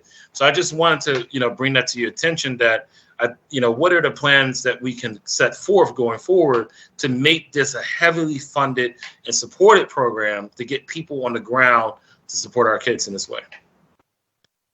Your Councilman, I appreciate your statement and your question. I would defer to the Family Engagement Center because I'm not sure of all the elements that work within there, but I think there would be absolutely no question. I don't think I'll be out of line to say that there would be an appetite to sit down with you and others in city government to start to think about what that looks like. We know it can work. So when Commissioner Ali was on the call earlier, we use their intensive preventive services for our programming, for our diversion. What does that look like? The social workers, as part of our program, go to the homes, right? The social workers from the Department of Human Services go to those homes, the kids who are being diverted. They talk to those families to see what those needs are. Oftentimes, they'll find it even greater than what we started out with, right? They get into home, there's no electric, no gas, no food, no clothing, all of those insecurities sitting there. And then they will, once they move into one of the 7 programs, I think 8 programs they have now where our kids get service, it's more family-based, not just for the youth. So the infrastructure is there. I think, finding and directing your resources to those specific individuals that you're talking about is important because you can't do 200,000 students. But I think it takes a larger conversation because, again, I don't want to speak out of turn. As we move into this other space, we have to build the infrastructure for that because having parental participation has always been a challenge, as you know, right? And so, really engaging. Like I was more proud of the young people in our schools who marched down here to 440 when they weren't happy with the school selection process, right? They did it in an organized way. They were combined. They really we got to find a way to get parents. And maybe it's doing a time when it's not during the work week, right? Maybe it's doing its stuff on the Saturdays or the Sundays or those later hours where a parent who can't take off work because they only got 4 days a year to take off, right? And so part of it, I think, is we have to find a way to create the convenience of making sure we maximize those folks coming. And sometimes those time periods are not conducive to the normal business hours.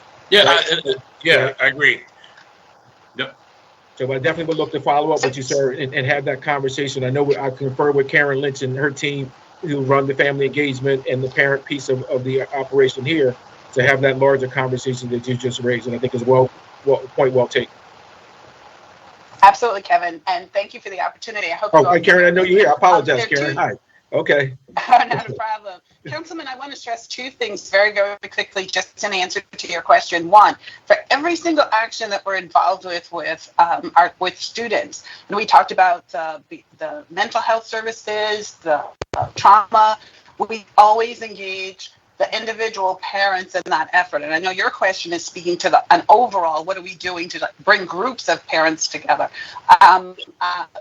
But for every action, parent involvement is critical. So we talk about attendance, we talk about improving behavior. Every single effort involves the involvement and the consent and the acknowledgement, and frequently a joint understanding where we talk about what the expectations are, what we need from the parent, what we are able to provide, and so on and so on. So that effort does take place on an ongoing basis within the school district. I also want to stress that in all of our schools, we have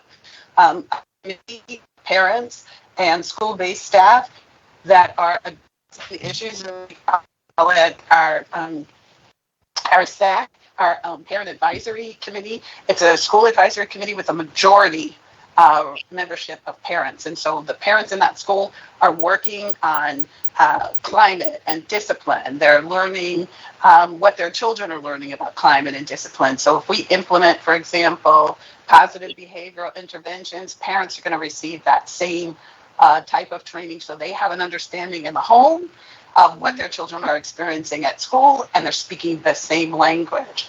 And so we are very eager to join a citywide effort or initiative that speaks to how we can keep and get parents involved with becoming much better involved with their children's lives. I'll speak to one more thing because it just occurred. We have parent academies where our family and community engagement office throughout the year in the community. So we go into libraries, we go into community centers. We have frequently gone into PHA locations because we have a good relationship with PHA. We have even gone into, and you'll hear about this more with our parent engagement conference. The national conference is coming to Philadelphia in June. We have also, thank you, Chair Johnson, going into the prison here in Pennsylvania, and we are actively engaging fathers who are incarcerated with their children's lives. So when you speak to keeping parents involved, that's a national model. And a national conference is going to be held here, and we're actually taking people into the prison. We're making those arrangements right now because keeping fathers who are incarcerated, keeping parents who are incarcerated involved in their children's lives is extremely important to helping that child grow and recognize what the expectations of society are and what they are not.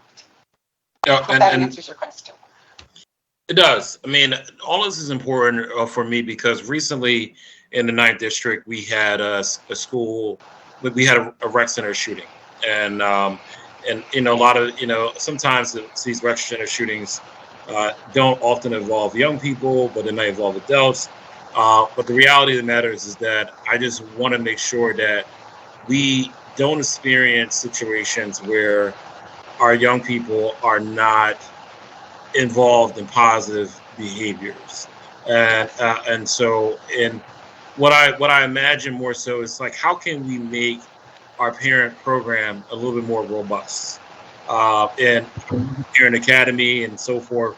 But I also want to find ways in which we can do, you know, what some traditional educators have done, you know, some from New York that I've observed, even if we go back to one of our favorite stories around Joe Clark, actually read a book about him and so forth.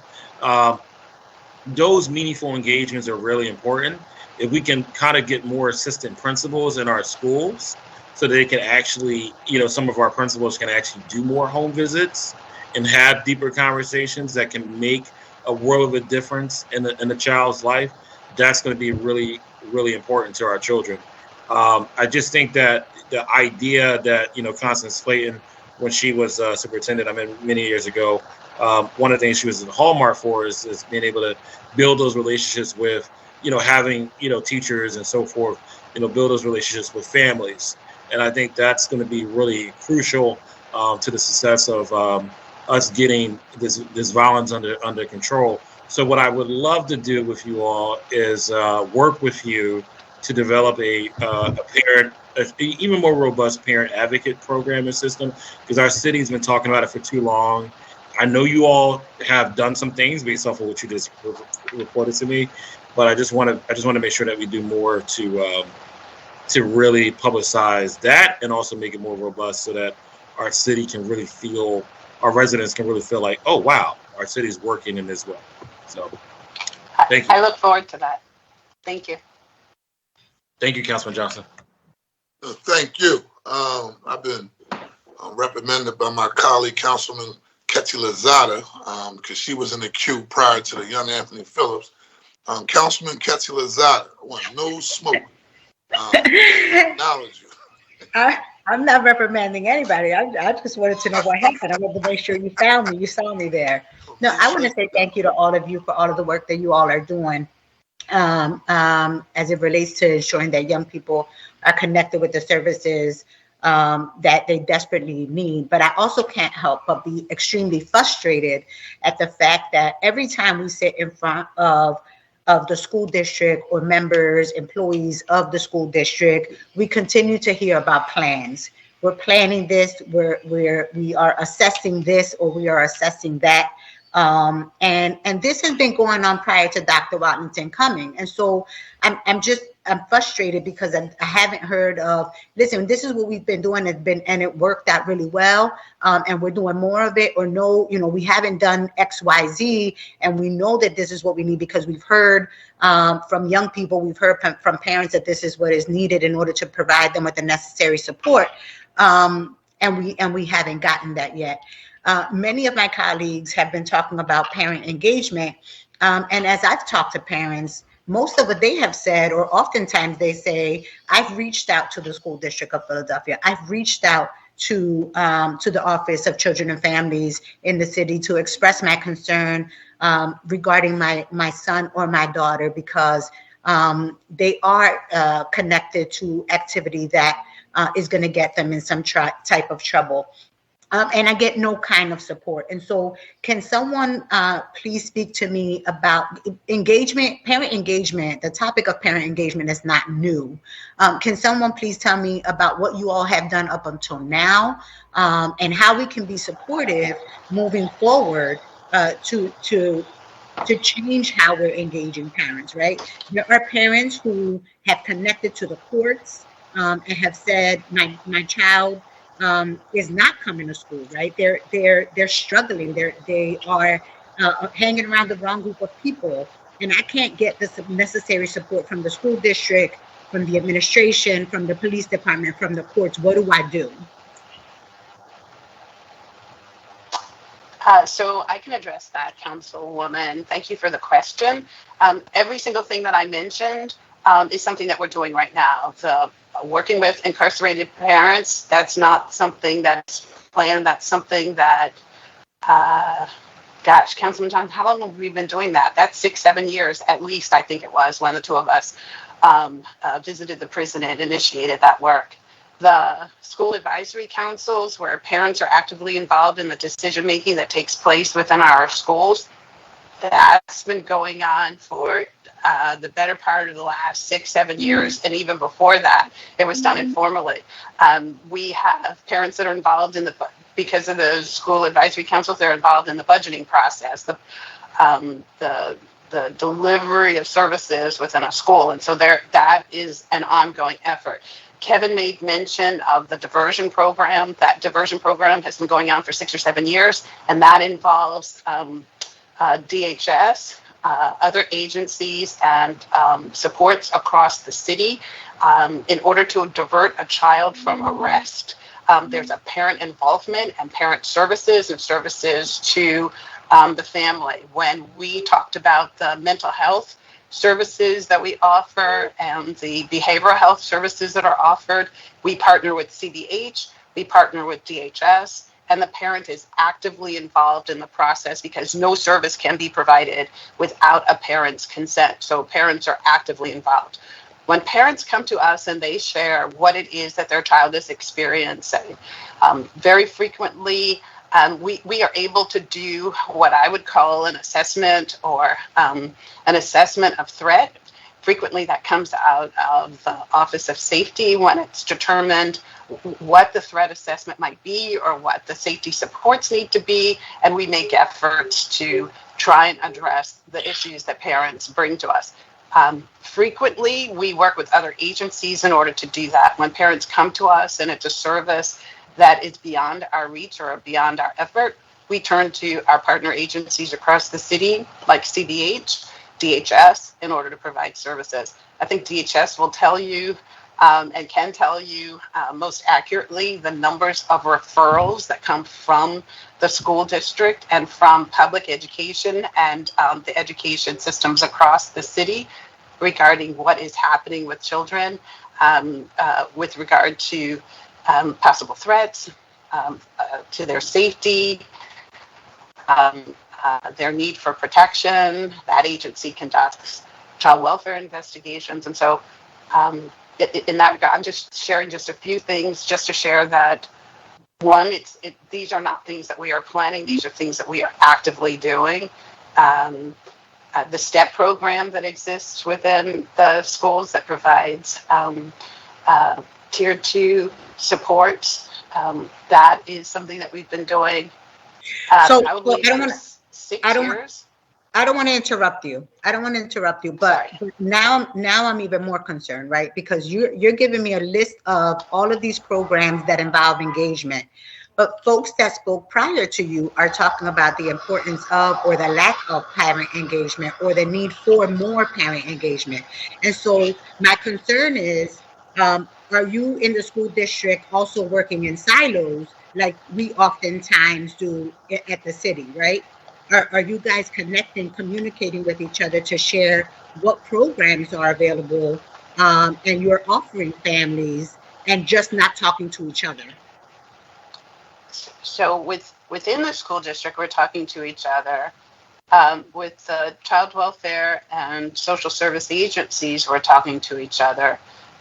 We talk frequently and engage frequently, sometimes more with external partners than we do with internal.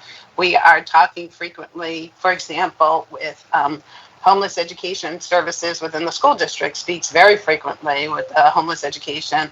With the homeless programs across the city.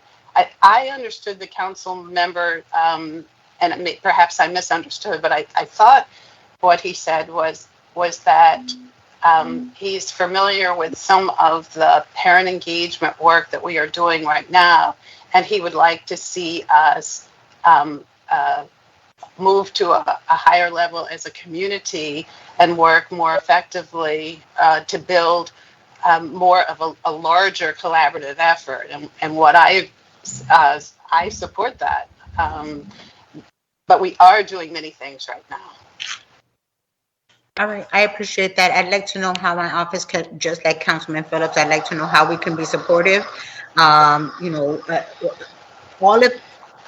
of the complaints I get from in my district are from parents who are trying to receive services or support services for their children, for their families, from the school district or from the Office of Children and Families, and they feel like they've not been supported. And so if you could share with me some of what your programs are that we can share forward. We're out in the community every Wednesday at a different school, a different church, a different recreation center, a different school. That's where parents come to talk to us. And so if you can share with me in my office some of the information that you all have available, I'm happy to share it forward as well. So, Councilwoman, I might be able to do you better than that. If we will definitely share the information with you, but if you let us know where you're going to be and in which community, we might even be able to send someone from school system to join your effort within the community. So the questions that parents have that are not getting addressed, the issues and concerns that parents have that have not been addressed, and even share with them what services are available and what can be done. We would be glad to join you in that effort if you make the schedule available. Absolutely. I will take you up on it. I will send you the flyer on a monthly basis of where we're going to be. Yes. Excellent. You're welcome to join us. Thank you. Thank you.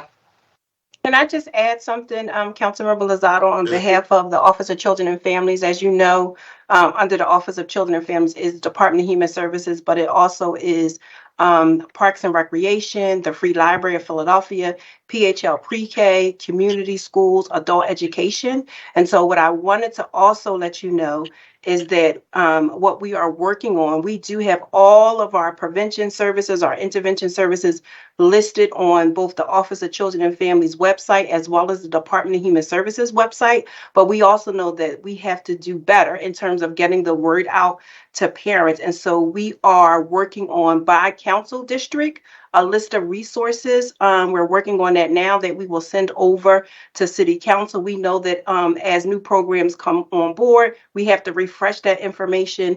And then very soon, Council will also hear from us, us meaning the Office of Children and Families, Department of Human Services, all of our prevention services, as well as Parks and Recs, the Free Library, the Office of Violence Prevention. We're going to do a whole big fair within the next month or so for families, because we know, again, so we want to do on the website, making sure that y'all have printable documents, but also making sure that we make ourselves available so that we can also engage families so that they know what services are out there for their young people. By all means, anytime a parent comes to, the department and wants services, we want to make sure that we're able to service those families.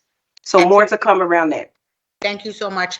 And I appreciate the fact that you all are going to be on the ground, because, oftentimes we talk about the digital divide that exists in our city, and yet we offer services primarily online. And that's part of the reason why our families can't get it. And so the fact that you all are going to be on the ground offering those services in person is appreciated. And I invite your offices as well to participate and join us on any Wednesday evening at a different part of the district. Thank you so much for that. Absolutely. Thank you. Councilman Jim Harity.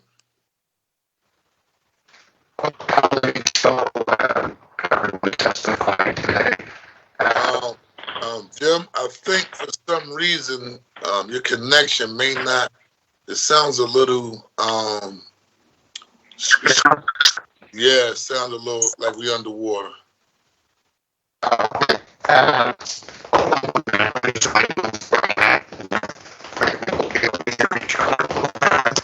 Then you might want to turn your camera off. That might help.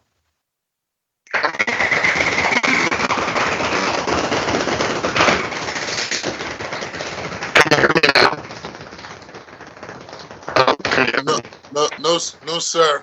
It's still the same. Council support suggests, Councilmember Council support says that maybe logging out and then logging back in might help with the connection. Okay. Okay.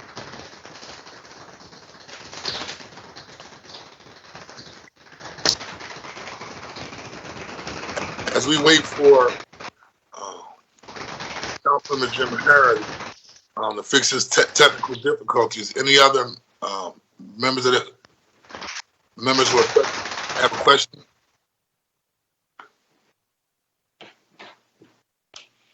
Okay, if hearing none, we'll give Councilman Jim Harris an opportunity to log back on and ask his question before we go off to the next panel. But Superman. Councilman, can I ask a quick question? Yes, you can. My question is, I heard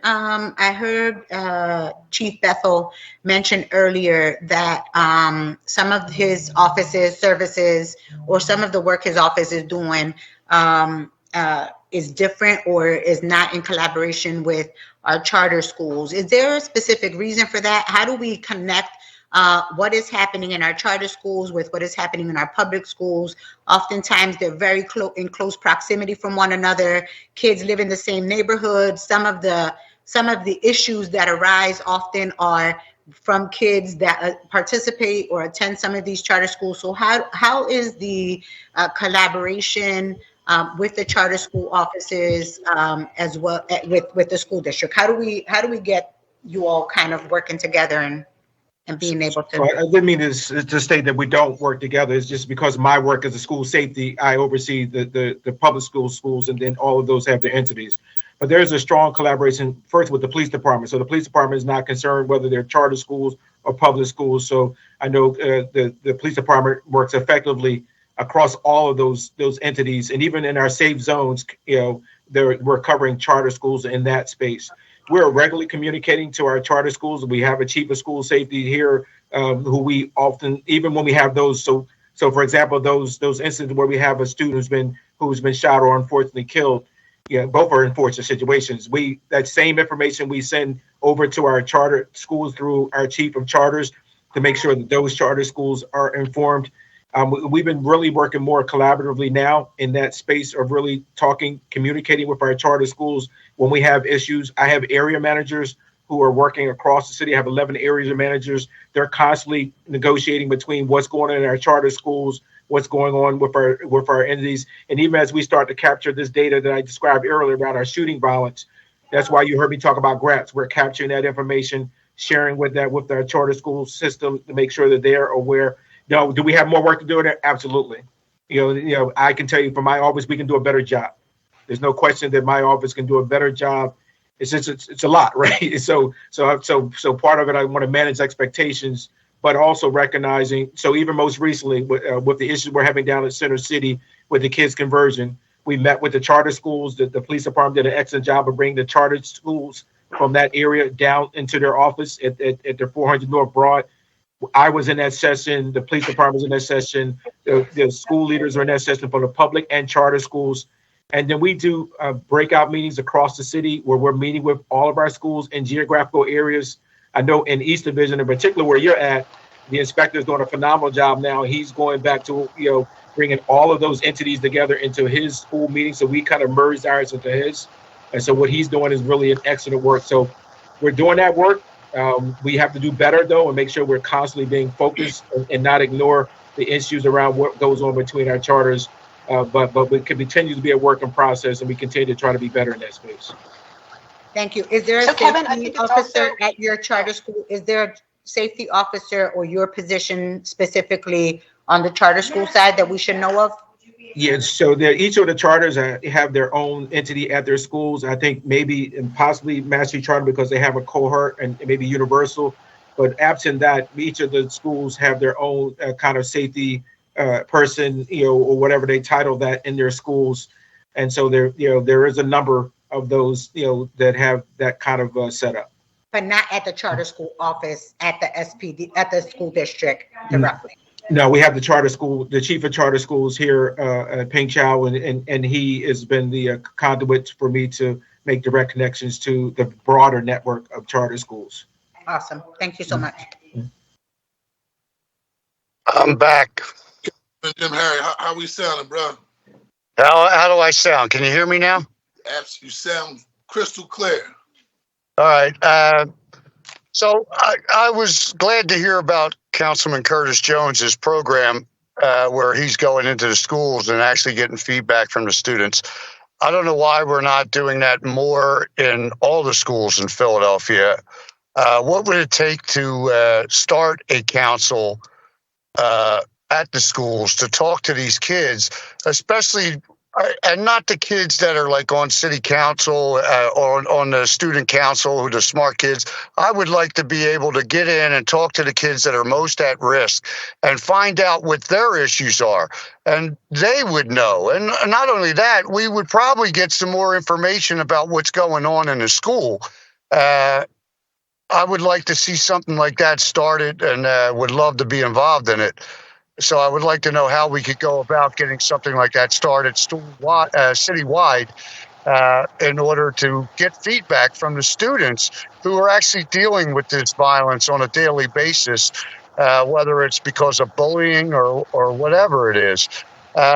Also, I have questions about how many counselors are you short in the school district? And do you think more counselors would help? Thank you. So, council member, I'm going to let Jamie Banks speak to the numbers of counselors that we have and address that issue. But with regard to hearing from our students, I would share with you that we hear from our students all the time. Earlier in the testimony, I think Jamie... I get that you hear from them all the time, but we don't hear from them all the time. I'd like to hear them to get it from the mouth of the people who are actually dealing with this problem.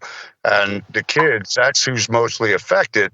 And this is giving them a form of PTSD. That's why I asked about the counselors. I also like to know if any, what is the protocol if somebody needs to go speak to somebody bigger, like a psychologist or psychiatrist?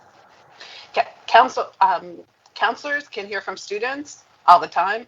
We also have behavioral health services within our schools. Every single one of our schools has intensive behavioral health services.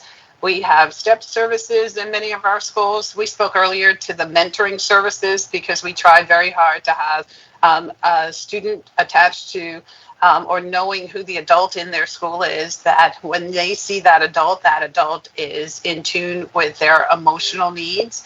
We conduct a survey of our students to judge their wellness on an ongoing basis to see what issues and concerns they're having within a school. We can also invite council members to visit students at our at the Superintendent's Advisory Council. We meet with students from across the city, primarily middle school and high schoolers, on an ongoing basis, and they are frequently visited by others who are interested in hearing their ideas and opinions. We talk to them about school policies, everything from attendance to behavior to discipline to how they're feeling emotionally. And most recently, we have gone to several schools and talked with students about attendance and how we might be able to increase attendance. But we invite you to, I would think one of the best forms would be the Student Advisory Council, where you can come and you can sit and you can talk with students from across the district. Jamie, did you want to speak to counselors? Yes, in terms of counselors, we had a very strong hire rate this school year. We have, and I'll get the confirmed number for you after this hearing, but it's definitely like under 25 vacancies for the year. We filled most of our spots. In terms of your second question was if would more counselors be helpful? I believe that was your question. And I think in some schools it could be counselors, in some schools it's climate staff, in some schools it's not necessarily one thing. I say that because counselors need to be able to do their job, right? And they get pulled in many directions. And so some schools, they have enough counselors, but maybe they need more support with, the climate support in their school. So I think that's a varied question, but we are invested in getting each school what they specifically need, and not necessarily just the catch-all of everyone gets this. I'd rather know what you specifically need to make sure that our kids can get the service that they need. And that's being more intentional, which is the theme across our response today.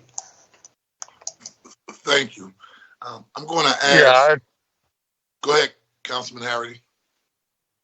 No, I thank them for their answers, and I'd still like to try to figure out how I could go about setting up a committee. So maybe I could talk to some of my colleagues to get, I'd like to hear from the kids and see what they have to say and see what their fears and insecurities are directly. The student council, I think that's great, and I would love to come see that too. But I'd like to get some kids together that are actually at risk and not your normal kids that are involved in stuff like this. I want to hear from the kids that, may necessarily have been bullied or fearful or have food insecurities. They're the kids I want to hear from. So I'd like to try to figure out how we go about trying to set up some kind of outreach where maybe, and I would be willing to take up the thing on it where I would go in, or we would go in and talk to these kids and try to get an honest conversation with them. Maybe by bringing one of our young staffers with us that's maybe a little closer in age, maybe they feel a little more comfortable with. But there's severe problems, and everybody knows, I believe it starts with our education system. And we got to find a better way to reach these kids. But thank you. Thank you very much. Just in the essence of time, I'm going to ask for the clerk to please call the next panel. Councilman Jones, can you be very brief? At the I'm going to be extremely brief.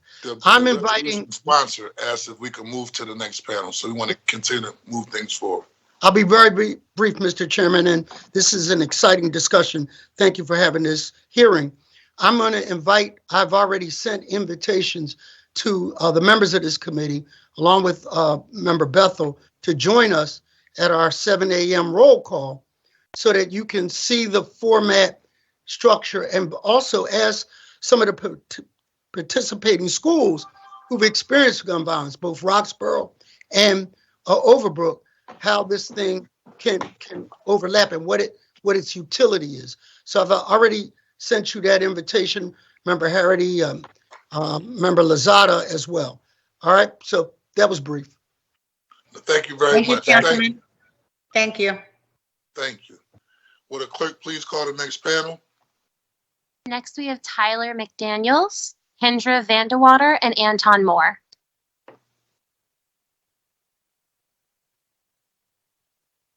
Hey, Kendra. How are you? Pretty good. Just state your name for the record. Good to see you as well. Anton Moore, Unity in the Community. Just state your name for the record and please begin your testimony. First, we're waiting for the young person. His name in the chat is Man. If he could be added to. Tyler McDaniels. Absolutely. Brett, can we make sure Man? There go Man. How you doing, Mr. Tyler?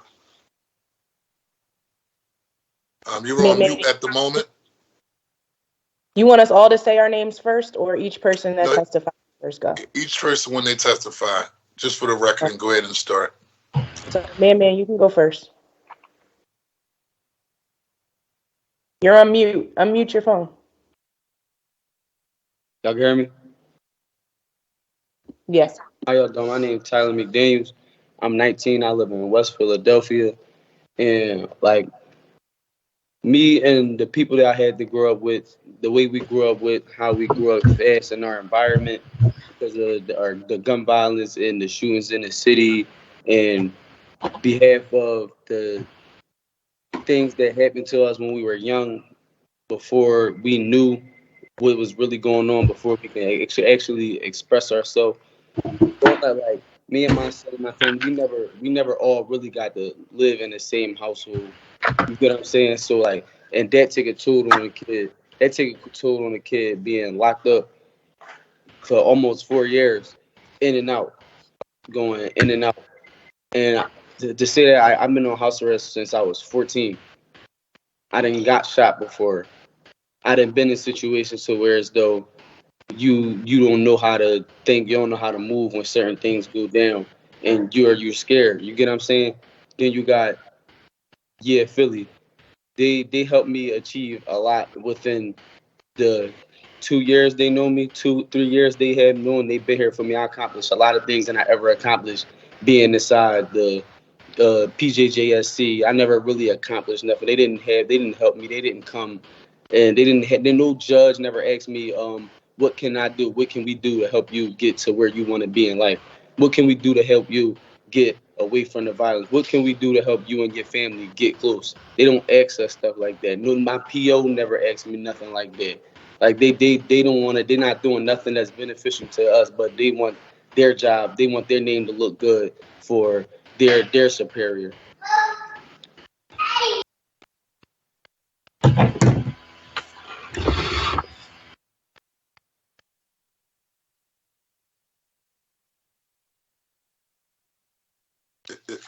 Is that the whole testimony, or did he step off for a second? Yes, that's the whole. Thank you, man. Yeah. Thank you. You will. Thank you. Next, Kendra. Kendra Vandewater, and I'm about to start now. My name is Kendra Vandewater, and I'm the Executive Director of Youth Empowerment for Advancement Hangout, better known around the city as Philly. We're a community-based organization working in new ways with young people ages 15 to 24 in West and Southwest Philadelphia, with a special focus on those in the legal system charged with allegedly committing a violent crime. We work to keep young people in the community with services instead of having them sent away to state placement or incarceration. And since our inception, we've stood independent from systems because we've been able to do more for the young people we serve in more nuanced ways and with our money. Over the years, this independence has caused issues with the court system and probation services because their lack of services have started to be exposed, and young people we work with have started to break the cycle of incarceration. Youth who are adjudicated delinquent for gun crimes are not given real support to get out of the legal system or address rehabilitation and accountability. Court programs are solely focused on punishment, and the same people are cycling in and out of the legal system because the help is not addressing the root causes of the problems they have. Young people have infinite terms of probation and house arrest because there's nothing for them to work towards. And judges and probation officers move the goalposts based on how they feel with no accountability. It's not uncommon for a young person to be on house arrest for a year and accomplish nothing productive during that same year. In fact, these terms have no rehabilitation and always make a young person worse in terms of their behavior, their mental health, and their overall well-being. Probation officers or workers from court-mandated programs are giving young people phone numbers or flyers and telling them to go get the support on their own instead of doing it together with them. These things are not helpful when young people in these circumstances need really intensive support and lack many skills to get things done on their own. The courts and probation services continue to perpetuate the cycle of violence by forcing young people into court-mandated programs that do nothing for them and have high recidivism rates of up to 80% according to their own data. Additionally, the court risk and safety assessments are only based on whether to detain a young person or not, versus being a holistic assessment for their overall lives. Where's the data for the court-mandated programs that the courts are forcing people to attend? Why are we not sending young people to programs within their own neighborhoods that they identify to join with their support system? Why do we continue to only send young people to court-mandated programs with high recidivism rates, yet young people continue to not even get the basics of what they need? We are paying about $900 per day per youth when they are sent away for them to still come back to our communities with nothing and no changes. The courts are not being held accountable for being the catalyst to poor outcomes, and the city really needs to change this. Over the past few years, our government has also given hundreds of millions of dollars to programs in our city for violence reduction. Yet the courts are also refusing to work with these same community programs if they aren't directly contracted with them. This is a huge disconnect that isn't discussed. This money is essential to the well-being of our city if invested properly, and will continue to be wasted if the programs are not addressing the largest needs when it comes to violence, and if every program is not able to support the population that everyone is saying needs the most support.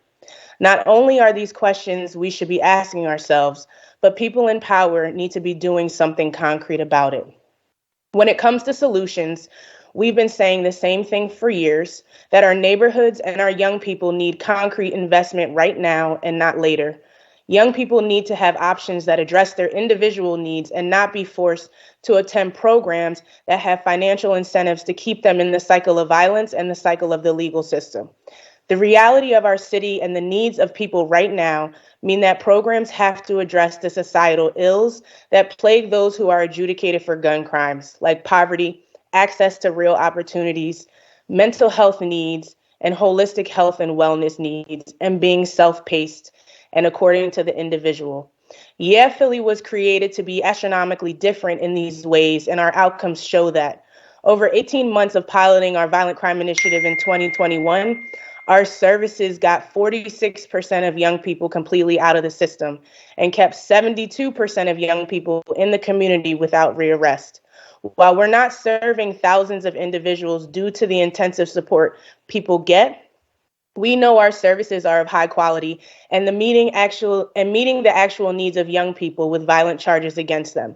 Our services are free to individuals. Nobody is forced to join our program, and there's not an organization that has produced the outcomes we've had with this specific population. We spend an average of $10,000 per young person just for general services alone, and they have the autonomy to choose what they want. Programs need to be ensuring that young people have vital documents, that young people have better skills through career exploration and not dead-end jobs. They need to be ensuring that young people and their families have their bills paid, have groceries, and have houses that they're able to live in. Ensuring young people have access to trauma and grief counseling from people who look like them, and places that young people can go after hours and can interact with people who love them in a place where they can be themselves. We know that the neighborhoods with higher rates of young people committing crimes have not been invested in, and leadership has meetings over and over to discuss solutions that are talked about on a regular basis. The city has a duty to invest properly into young people and make sure that we're able to live in a place free of harm and full of opportunity. And we cannot keep saying we want to reduce violence, but we don't invest in the right things. Data has showed us for years what people need, and we are continuing to invest in the school to prison pipeline without accountability. And if we want to change the trajectory of young people and the safety within our city, we have to start listening to young people and invest directly in what they need to get beyond survival. Thank you. Thank you very much. Anton Moore.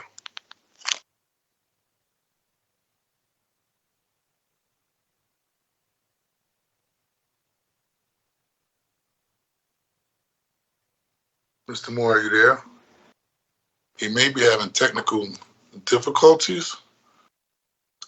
If that's the case, we will have questions by Councilwoman Jamie Gaudier, then Councilman Ketty Lozada, and when Anton gets back on, we'll let him chime in with his remarks. Councilman Jamie Gaudier. Thank you, Mr. Chair. I wanted to thank Mammon for joining us and talking about his story.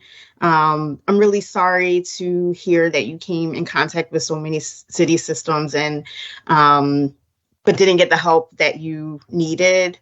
And I wanted to ask you a few questions if you're still there. Yes, you can ask some questions. Okay, wonderful. If you feel comfortable answering this, can you give us your opinion on why young people choose to carry guns?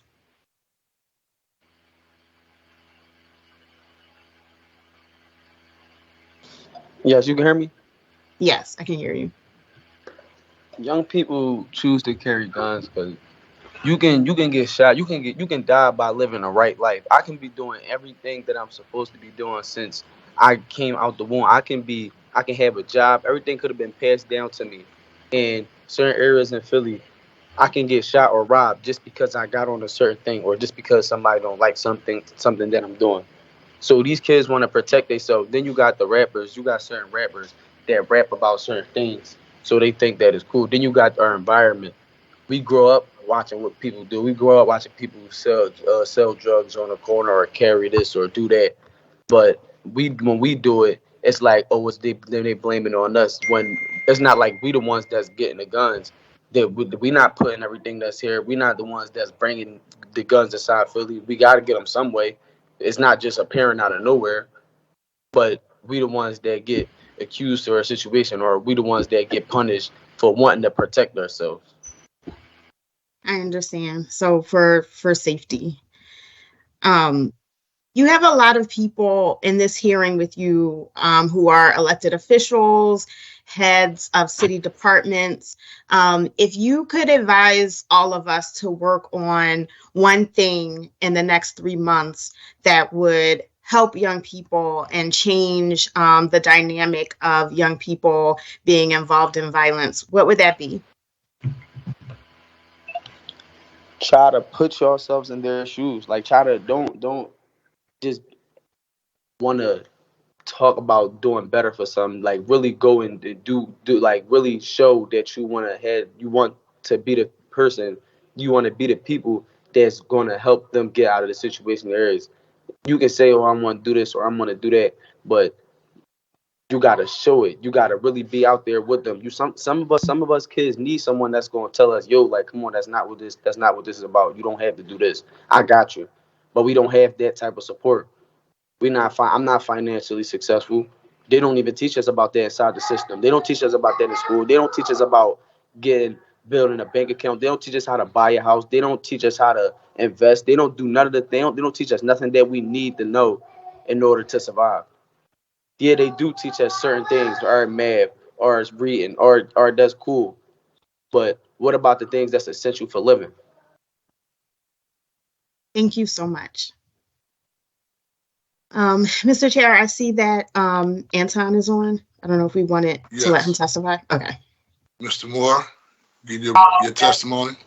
Councilman, can I just step in really quick? Because I'm not going to be able to stay for the whole thing. And I'm really sorry. I apologize. I just want to make a comment. First of all, I also want to commend Man for telling us his story, for keeping it real with us, for being honest with us, because that's what we need to hear. We need to hear more of young men and women like him coming to people like us who are elected to be their voices. But if we don't know specifically what their needs are, then we can't do a good job at that. So I commend you for coming on here and speaking to us. And then to Ms. Kendra, that is the most common sense testimony I have heard, I think, since I arrived in City Council. It is absolutely true, right? We have to be able to address young people and teach them about quality of life. There's a lot of people that can teach them about science and math and history, but if we don't teach people the basics of how to live it doesn't have to be a millionaire's type of life, but a decent quality of life, a respectable quality of life, we're not teaching them anything. And so I just want to commend programs like for being on the ground and for connecting with young people where they are, regardless of who they are and what their background or their history has been. We need more of that. We need to look at the programs that we're funding through these anti-violence programs and figure out, are they really delivering the services that they've committed to deliver? And if they're not, what do we do to reallocate those dollars? And I don't think that we do that enough. I think that we identify programs that say they're going to do something, and when we realize that they're not doing it, we kind of stay silent. And so I am committed to doing better or being better at that. And I'm committed to figuring out how we put systems in place to allow us to reallocate those dollars. Thank you. You're welcome. Councilman. Anton Moore, Executive Director, Unity in the Community. Good morning, everyone. Thank you, Councilman Johnson, Councilman Gauthier, for inviting me on this panel discussion this morning. And I see my colleague Kendra as well, who does great work with Philly. My name is Anton Moore, Executive Director of Unity in the Community. One of our signature programs and initiatives to reduce gun violence is teaching kids carpentry. And also providing them with therapy on a weekly basis. One of the things that I'm noticing, even with our young people, as we work with them and talk to them, as Kendra talked about, is the need for investment. A lot of times we take on these kids and we bring these kids into the fold, but a lot of these kids need to be focused on. A lot of times they're dealing with issues when they show up to our programs that needs a holistic approach. I have a young kid in my program whose family is nearly homeless. You know what I mean? And when you look at those things, you see them and you see the things that they're going through, but then you have to take it up a notch and find out what the family is actually dealing with. So we end up bringing in the family and speaking to the actual schools that they actually attend to try to work with these young people. I think the city of Philadelphia, even looking at what we're dealing with the gun violence, when you're working in your neighborhood on a daily basis, you tend to know who the shooters are and who are the next round of kids that are up next to get involved in that. And I think that the city needs to look at the model of, okay, these are the shooters, this is what they're involved in, but who are the kids that's coming up after them that's going to be involved in that? And that's what we tend to do is, I adjusted our program to say, okay, we have the kids right here, but who are the kids coming up? I know the model for the city is 15 to 16, but now, as you can see, the kids are starting out at the age of 13 now that are getting guns, that are stealing cars and different things like that. And now that we're starting to take on those 13-year-olds and provide them with the resources that they need, because they tend to look up to those older guys that are coming up. I looked at a young kid on phone that's in my program, and I'm just looking at his phone. He has somebody who's a shooter in our neighborhood as his screensaver. Then I start listening to the music. We just sitting there having a conversation before class start, And he was able to pinpoint some things to me and open my eyes up to some of the things that's going on. So when we're taking this approach, I think the city needs to adjust that age from 16 and start to look at the kids that are 13 years old, because now it's starting to make sense that a kid can be 13 today, but in 2 weeks be that shooter tomorrow. And that's what you're looking at. I have a friend in Baltimore, I have friends in Chicago that's doing this very same work, and they're noticing the same thing. So being able to be on the ground, provide these kids with the needed resources, but also understanding where they're coming from and getting them the resources that they actually need. And I'll tell you, and I think me and Kendra had this conversation, this is a tough task doing this work because it becomes overwhelming. A lot of times we are the advocates that are actually on the ground working with these young people, and it becomes tough in the process because you're dealing with not only just the kids, but the parents as well. And needing those needed resources to have the staff to actually deal with this stuff is very important. So we're focusing on the young people from a 13 to 21 perspective, and then changing, and then working with the older adults from 21 to 34 with our resource center as well. Well, thank you, Anton and Kendra and Man. We thank you all for your advocacy. Councilman Harity has a question or comment. Well, Councilman Harity? I mean, yes, can you hear me? Yes, hear you loud and clear. All right, good. We're not having that problem again. Well, first, I'd like to thank the two young people, Man and Kendra, for being honest with us, and I got that right. I see my colleagues laughing, right? Yeah. Okay. I'm 35, Grown. but it's She just looks. She's been blessed, and she looks young, but she's grown, and she leads. Yeah, Philly. Young people. God bless her because she looks great. I hope I get a little bit better looking with age. But sorry, I appreciate your testimony. Thank you so much. And Anton, I know what you do. I've been there. I mean, the event you had last week with NOMO and Reform, trying to reach out to the community to let even our ex-offenders know that, listen, there is a place in our society for you, and that's what we need to do. And, I'd love to see some more programs like NOMO does in my neighborhood, for the kids. We got to get these groups to branch out, and I'd like to, to offer my support to you too. I mean, I'm a big advocate for mentors for our children, and I've said it at many of things. If we don't get them before the age of 12 or 13 in my neighborhood, the corner boys are going to get them, and that makes me sad because, to be honest, I talk to these kids. They're good kids.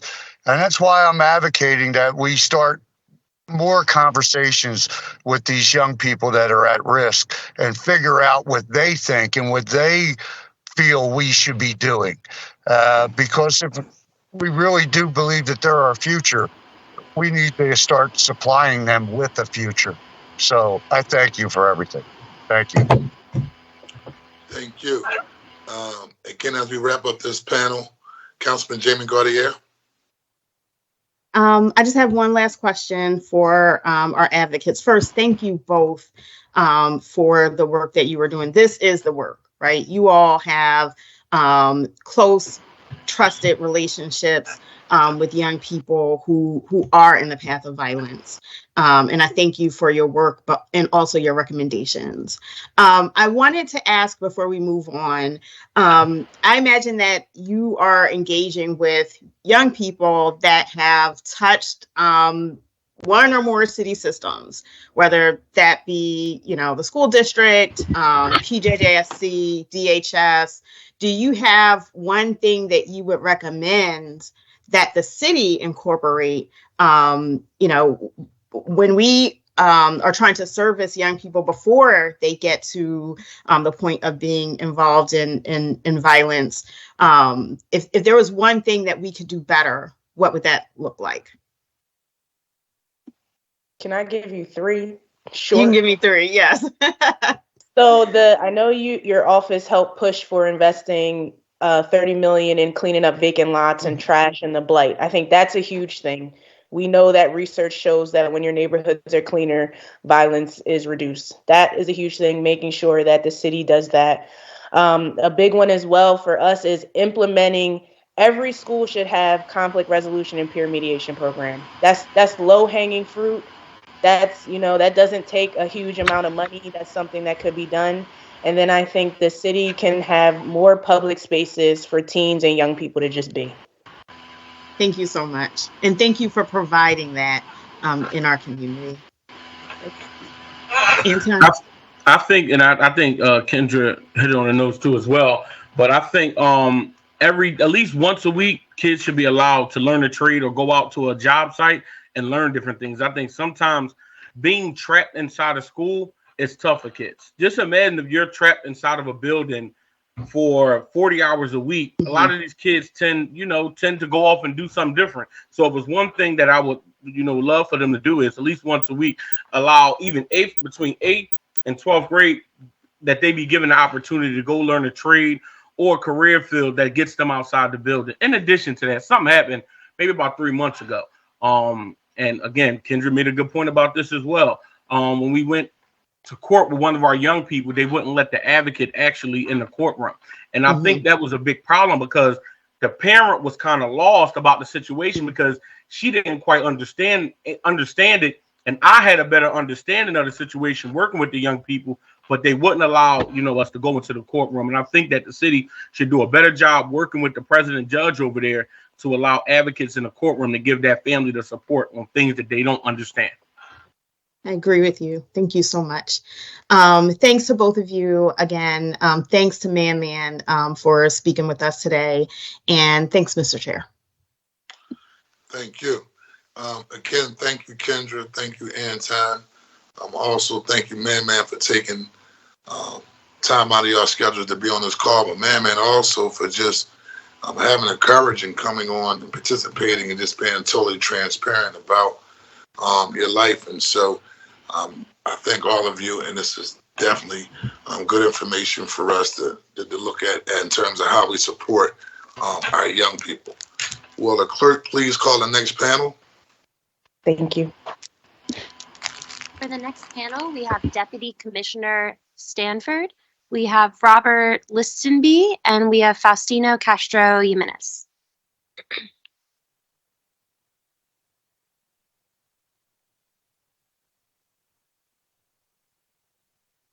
Mr. Chair, you are muted.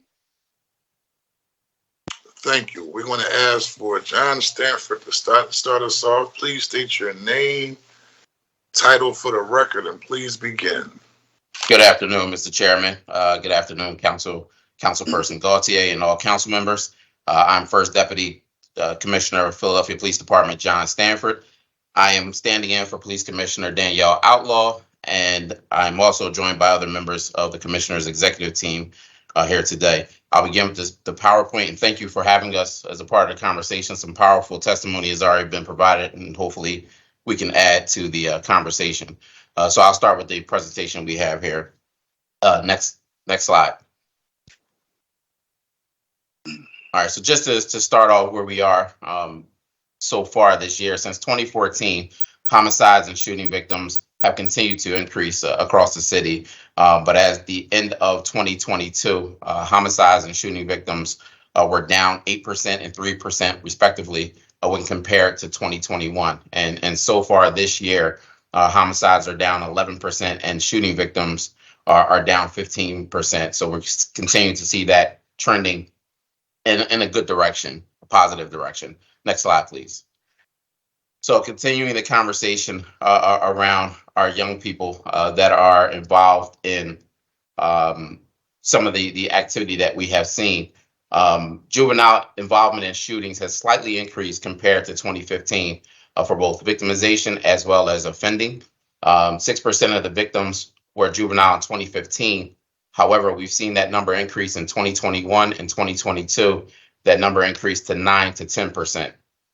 7% of the shooting victim offenders were juveniles back in 2015. And also, again, seeing that number continuing to increase slightly in 2022, it was around 12%.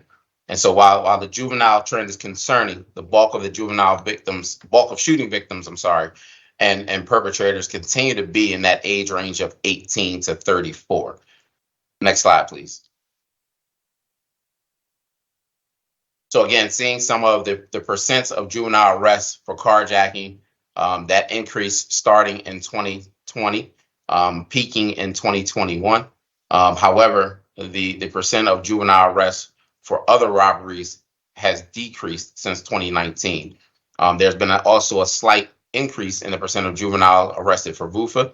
The percent of juveniles arrested for ag assaults has fluctuated between 5.7% of arrests in 2021 and 9% in 2019. Next slide, please. So again, looking at some of the juvenile felony incidents and locations in 2022, juveniles were arrested throughout Philadelphia. However, the highest number of juvenile incidents were concentrated in the areas of the 15th, the 22nd, and 24th. Collectively, those districts accounted for about 23% of the juvenile felony arrests. And again, just a note on the hotspots of juvenile felony incidents in Center City. We have seen an increase along that Market Street corridor, and that includes the SEPTA Market Frankfurt line, which runs essentially through parts of West Philly. And you can see, just using an example of like the 19th district, 109 incidents with a juvenile felony arrest, making up about 6% of overall felony arrests in that district. And so you can see there how that has an impact. Next slide, please. Juvenile shooting victims. In 2022, there were 217 juvenile shooting victims, which make up about 10% of all shooting victims in Philadelphia. The districts with the most victims were the 22nd district, the 24th district, and the 19th district. About 23% of the juvenile victims were victimized during the dates of summer break. I believe that was mentioned earlier in the testimony today. Around the months of June, July, and August, with the highest numbers between June 14th and August 28th. And they were the top five among the top 5 months for juvenile shootings and victimization, aligning with our typical seasonality of gun violence that we see in the city. Additionally, 42% of juvenile victims were shot during the hours of 9 p.m. and 4:59 a.m., with 27% of the victimization occurring between the hours of 10 p.m. and 2 a.m. Again, similar victimization patterns also hold true for adults within the summer months, and the late night hours being the most common for victimization. Next slide. So again, as was mentioned earlier today, the leading cause of death among children and adolescents. And so in 2020, according to the CDC, firearm-related injuries overtook motor vehicle crashes as the leading cause of death among children and adolescents ages 1 through 19 in the United States. And Philadelphia is very similar to that for the leading cause of death in juveniles in Philadelphia. Firearm-related injuries in Philadelphia have been nearly the same as unintentional injuries looking back to like 2013. However, since that time frame and since 2019, the deaths have increased in terms of firearm related by 156%.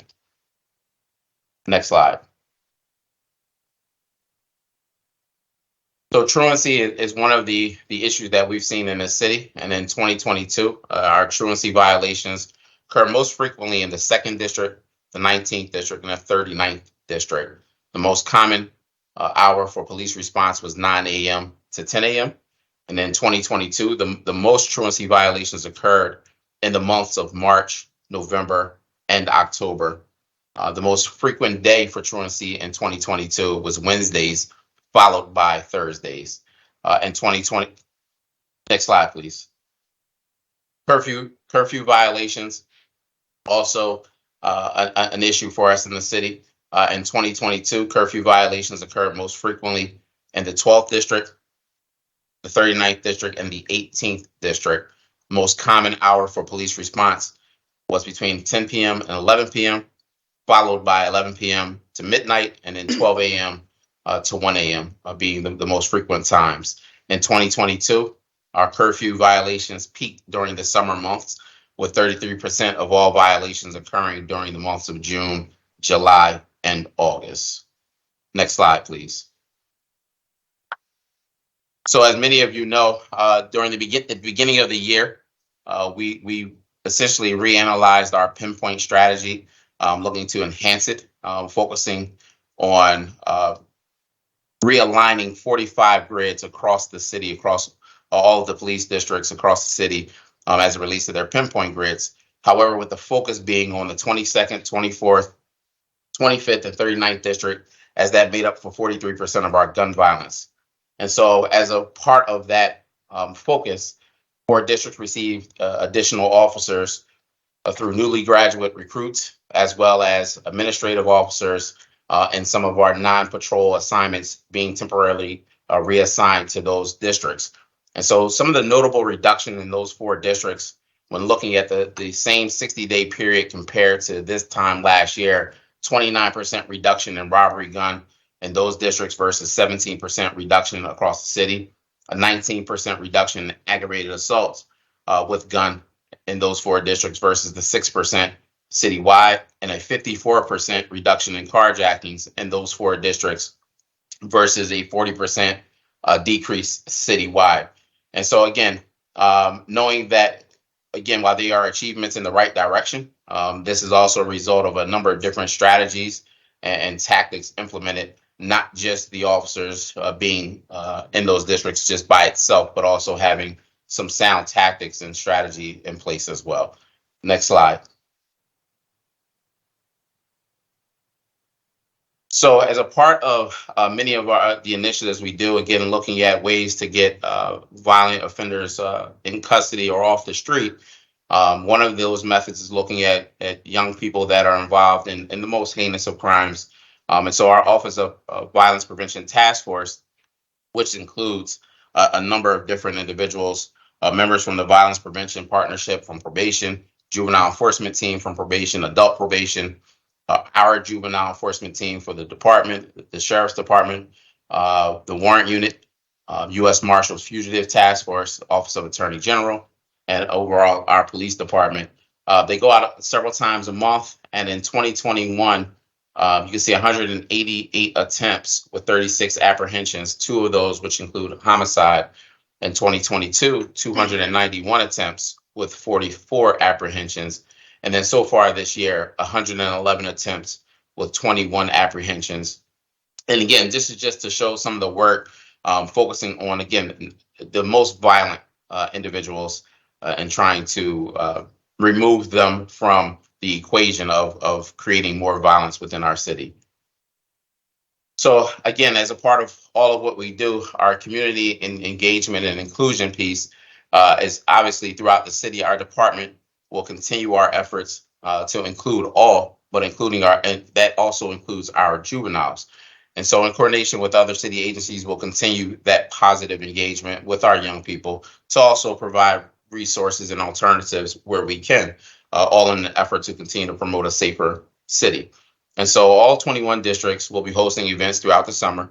And many of those events, again, we advertise on our social media pages, whether it be the PPD social media page or the district social media pages, but events such as movie nights, community block parties, as well as events such as National Night Out, as well as the district will continue to hold their monthly community meetings. Also, each of the districts, they have a unique plan for their geographical areas. And in those plans, it also incorporates community engagement, not just around their pinpoint coverage, but also other quality of life issues, focusing on the recreation centers, play streets, as well as covering those pools in the summertime. And so patrol will continue to work with the recreation department to make sure that we increase our visibility at the centers across the city. And again, obviously the focus being on some of the pools and basketball courts and basketball games and other events, large scale events that we know are happening at many of those locations will all be monitored as well. As in addition to our community relations unit, who also oversees the Police Athletic League, the Police Explorers Program, and the Youth Advisory Council, will continue to do a lot of the positive work that they've been doing in terms of hosting meetings and engaging our young people across the city. Next slide, please. And this is our final slide. Again, just to highlight some of the youth programs, our Police Athletic League will kick off its summer event on June 19th, collaborating with the New York Police Department in a flag football game, continuing to establish a summer golf camp, hopefully to get underway. They have an annual POW Day, Pico Day at the zoo, as well as many of the centers host in-house basketball camps for many of our young people Monday through Friday. And last year, we saw a very successful initiative where over 1,000 young people were enrolled in many of the summer activities at our POW centers. And so to try to continue that success, starting June 19th, POW will have extended hours at 10 of their locations. And again, you can visit phillypow.org for more information on the specific locations. We also have our Police Explorers program, again, who do events planned throughout the summer months all year long. Again, we'll include our cadet training, youth police camp, summer training week with state police and their youth camp, as well as bike training. And again, you can get information on that through ppdexplorers.org. And as I mentioned previously, you have the Youth Advisory Commission that will continue to run during the school year, and they will extend their programs through the summer months as well. And so you can find information on that by reaching out to any one of the community relations officers in any one of our 21 districts that can put you in communication with our community relations unit. And as I stated before, again, community relations unit will continue their positive work doing pop-up resource tables, national night out, attending summer block parties, and just again partnering with other organizations both within the city and surrounding areas to provide additional resources for our young people. And that concludes my presentations at this time.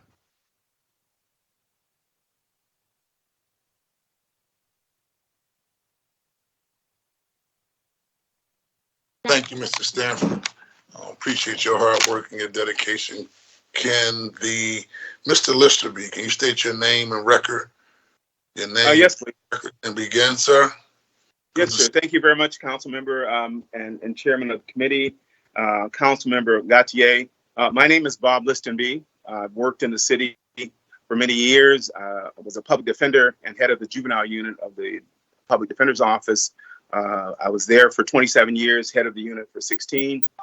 Following my work there, I was selected by the President of the United States to head up the Office of Juvenile Justice and Delinquency Prevention, where I served for 4 years, working on juvenile justice policy for the nation. When I returned to Philadelphia, I worked as a Stoneleigh Fellow for the Stoneleigh Foundation, working with homeless youth, trying to develop mechanisms for providing them with their basic documents so that they could have identification for a multitude of purposes.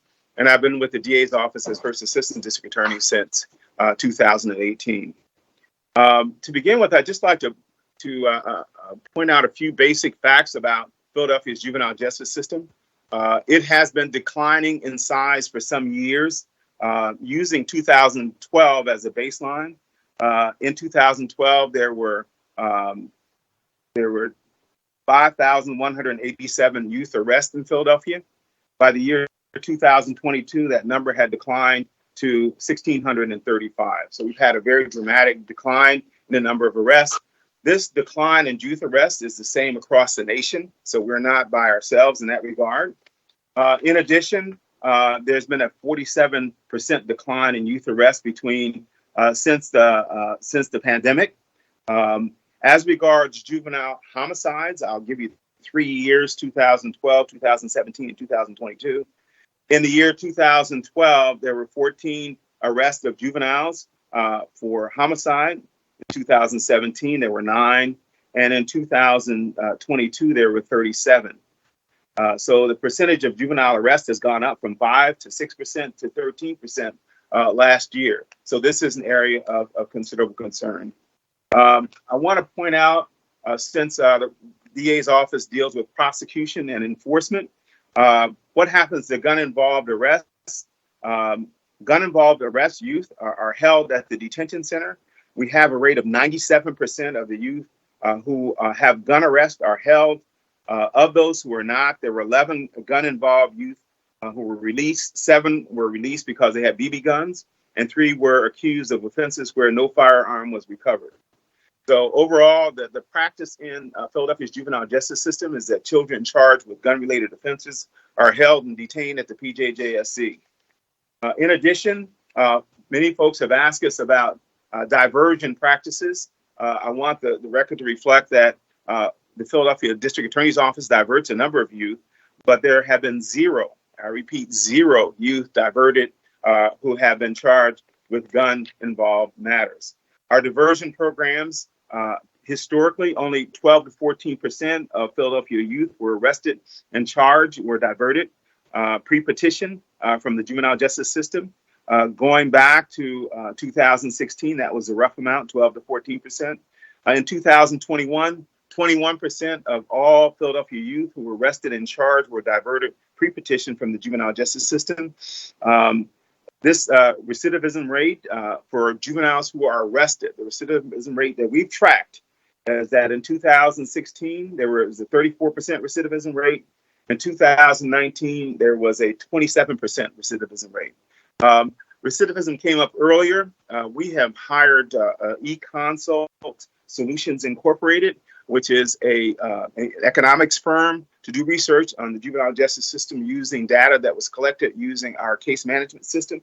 According to a report that's going to come out towards the end of May, the rate of recidivism in Philadelphia's juvenile justice system was 57% of youth arrested, formally in charge in 2016. So we were able to track them from 2016 up to 2021. So we have a good tracking of them.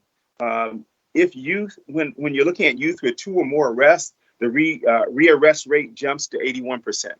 So 57% for first arrest, 2 or more arrests jumps to 81%. And again, we'll be releasing that report towards the end of May. When you ask the question, who are the youth who are in our juvenile justice system? It's important to note that 81% of the youth who are in our juvenile justice system are African American. About 14% are Latinx. The remainder are other, coming under the broad category. So most of these kids are African American kids who are in our system. The same kind of numbers you'll find for kids who are held at the detention center here at the PJJSC. In terms of cost, and it's important to recognize what the costs are. Our economic study, which again will be out towards the end of May, will show that if a child is held at the PJJSC, cost is about $220,000 for a year stay there, and we do have some youth who've been held there for a year. Our state-run youth development center costs are $192,720 for kids who are held there. Secure residential services outside of the YDCs are about $125,000, and so on. The average cost, I think our study will say, for a youth going through the system is about $50,000. We were asked to make recommendations for specific recommendations that can help reduce gun violence in the city. One of the most important recommendations I can make has actually been made by several folks. That is, get youth at the table. Have them involved in decision making. Have them involved in implementing the decisions. Have them involved in the follow-up and assessments of the outcomes from what is going on with youth. I think this is important. We can look at youth who are in our public schools. We could actually have hearings at the PJJSC since we have large numbers of children there. Or we could have hearings with children who are in residential placement. We could have them brought back for hearings, or we can actually go to the facilities where they're being held. In terms of costs, children, it's my understanding we've had children at the PJJSC, not my understanding, but facts. We've had 60 to 70 kids who've been awaiting placement. Sometimes they are awaiting placement for as long as 6 months. The average cost, as I understand it, based upon our studies, is that it costs about $700 a day per child who's being held at the PJJSC. This comes to roughly about $1,400,000, depending upon whether it's 60 or 70 days, but over $1 million in any case And it's my understanding that we are not reimbursed for those costs. Recommendation number two would be we need more facilities for out-of-home placement of children. They should not be waiting at the PJJSC for 60 days or 90 days or 120 days or even longer to go to placement. Those children need to be able to get to placements. The placements that we have, I do not believe are adequate. They do not provide the kinds of educational and vocational opportunities for young people that they desperately need. We need to make sure that those programs are available for our young people. The best kinds of programs would be those close to home, right here in Philadelphia, so that the cost of those facilities, $192,000, can be, those costs can be, we can have local people from Philadelphia who are being paid to look after our children. We need to make sure that if we have these programs and they're close to homes, that we have adequate programming for girls. Our programming for girls is woefully inadequate. Girls typically go from being at the detention center straight to secure confinement at the state level without there being any intermediate programs. We need to do a lot more involved there. We have, as was pointed out by others, the age of young people coming to our system for violent offenses, including homicides, has begun to decline significantly. We have had in the last 6 months at least 5 children who have been 15 years old or younger, at least one 13-year-old involved in homicides or charged with homicides. As we as prosecutors look at the issue, if a child is charged with homicide and convicted, then what are we going to do with them? Are we going to send a 13, 14, or 15-year-old to state prison? Or are we going to send them to a juvenile facility? If we send them to a juvenile facility, how long will they be at a juvenile facility? 1 year, 2 years, 3 years, 4 years, 5 years? The court has jurisdiction until they're 21. We'd be remiss in our duties as prosecutors if we sent them for 1 or 2 years, especially since we deal with victims who are looking for a much longer period of time. But to send them and not have appropriate treatment is not the best thing to do. So we're asking City Council to help us with the state to find appropriate secure facilities for children charged with very serious offenses who are very young. We note that many times we look at dual jurisdiction resolutions where children are held until they're 20.5 years old. They get out. They have 6 years of aftercare probation under the supervision of our juvenile probation department. Then we have them often on probation for a period of time in the adult system, making sure that if there are any violations that they are held appropriately accountable. Given that, we'd like to ask City Council to work with us to help the state develop appropriate programming in the state prison system for young offenders. We have a number of young people who are going to be 18 years old or 19 years old who are going to go into the state system. We're asking that we help find a way for the state to treat them appropriately. They need educational opportunities and job opportunities in the state prisons. They need to be rehabilitated, not just punished. And we're looking for assistance in negotiations with the state to try and do that. The United States Supreme Court has recognized the importance of adolescent development in treating our kids because adolescent development is the cornerstone of the laws that have been implemented by the Supreme Court over the last decade. We think that we should be helping the state prisons and our state facilities adapt themselves to treating children, not like young adults, not like adults. In addition, I want to point out that the District Attorney's Office has helped with prevention. During the last year, the DA's office has given out over 40 grants totaling over $1 million. Monies have come from forfeiture funds, and we have tried to find programs that do not have a large following, but are doing good things with young people, and we think we've been successful at that. In addition, I had the good fortune of working as co-chair of the Attorney General's National Task Force on Children's Exposure to Violence. At that time, we produced a report, and a local person, Dr. Theodore Corbin, who's medical director of Healing Hurt People and co-director of the Center for Nonviolence and Social Justice, testified before our committee. There was a recommendation coming out of there that we should develop and provide trauma-informed care at all hospital-based trauma centers and emergency departments for all children exposed to violence. According to Dr. Corbin, without intervention, hospitals discharge violently injured patients to the same violent environments where they were injured without a prescription for staying safe and with community pressures to seek revenge. Too often, this results in a revolving door of violence, causing even more injuries, arrests, incarcerations, and sadly, deaths. When Dr. Corbin testified, he talked about young people who were appearing before him, who were shot once and coming back again, being shot a second time. So I would like to encourage the committee to pursue the possibilities of having the trauma-informed care at all hospitals and trauma centers so that children can receive the proper treatment before they return to their committees. We're talking about, as was pointed out by the acting commissioner for police, that there are literally thousands of children who are being shot every year. We need to do what we can for them, in addition to what we're doing at the DA's office with victims who are involved with the CARES program, or victims where someone is arrested. We intervene actively there, but we don't get a chance to intervene in all shooting cases. So that is what I have to say at this time. Thank you for the opportunity to testify before your committee. Thank you very much. The next panelist, please state your name for the record. Mr. Jimenez, and begin your testimony. Good afternoon, Chairman Johnson and Councilmember Gautier and council members of the Committee on Gun Violence. My name is Faustino Castro Jimenez, and I am the Chief of Probation for the Juvenile Unit for Probation in Family Court.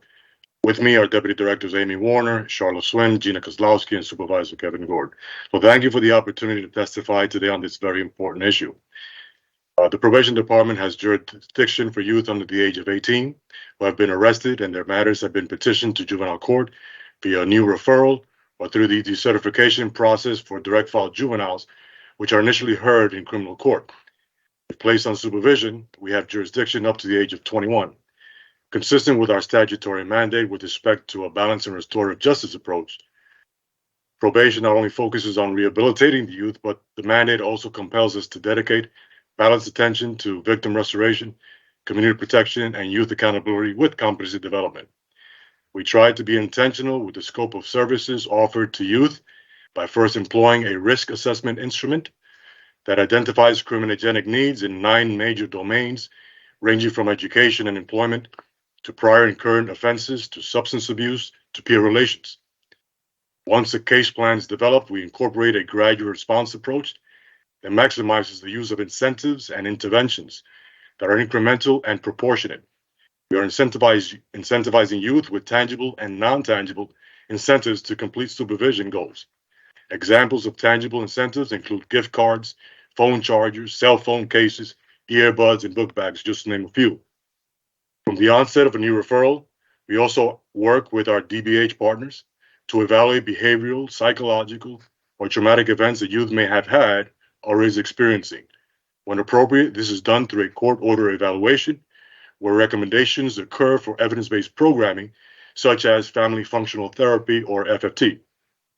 With respect to community opportunities for our youth, and recognizing that 1 in 3 families in Philadelphia work with poverty, we are thankful that City Council has worked to allocate $22 million in grants to grassroots organizations to work with our young people and offer families in need additional services that are available throughout the city. Other community-based services we use are 4 evening reporting centers that are funded through DHS, which continue to work with our high-risk population.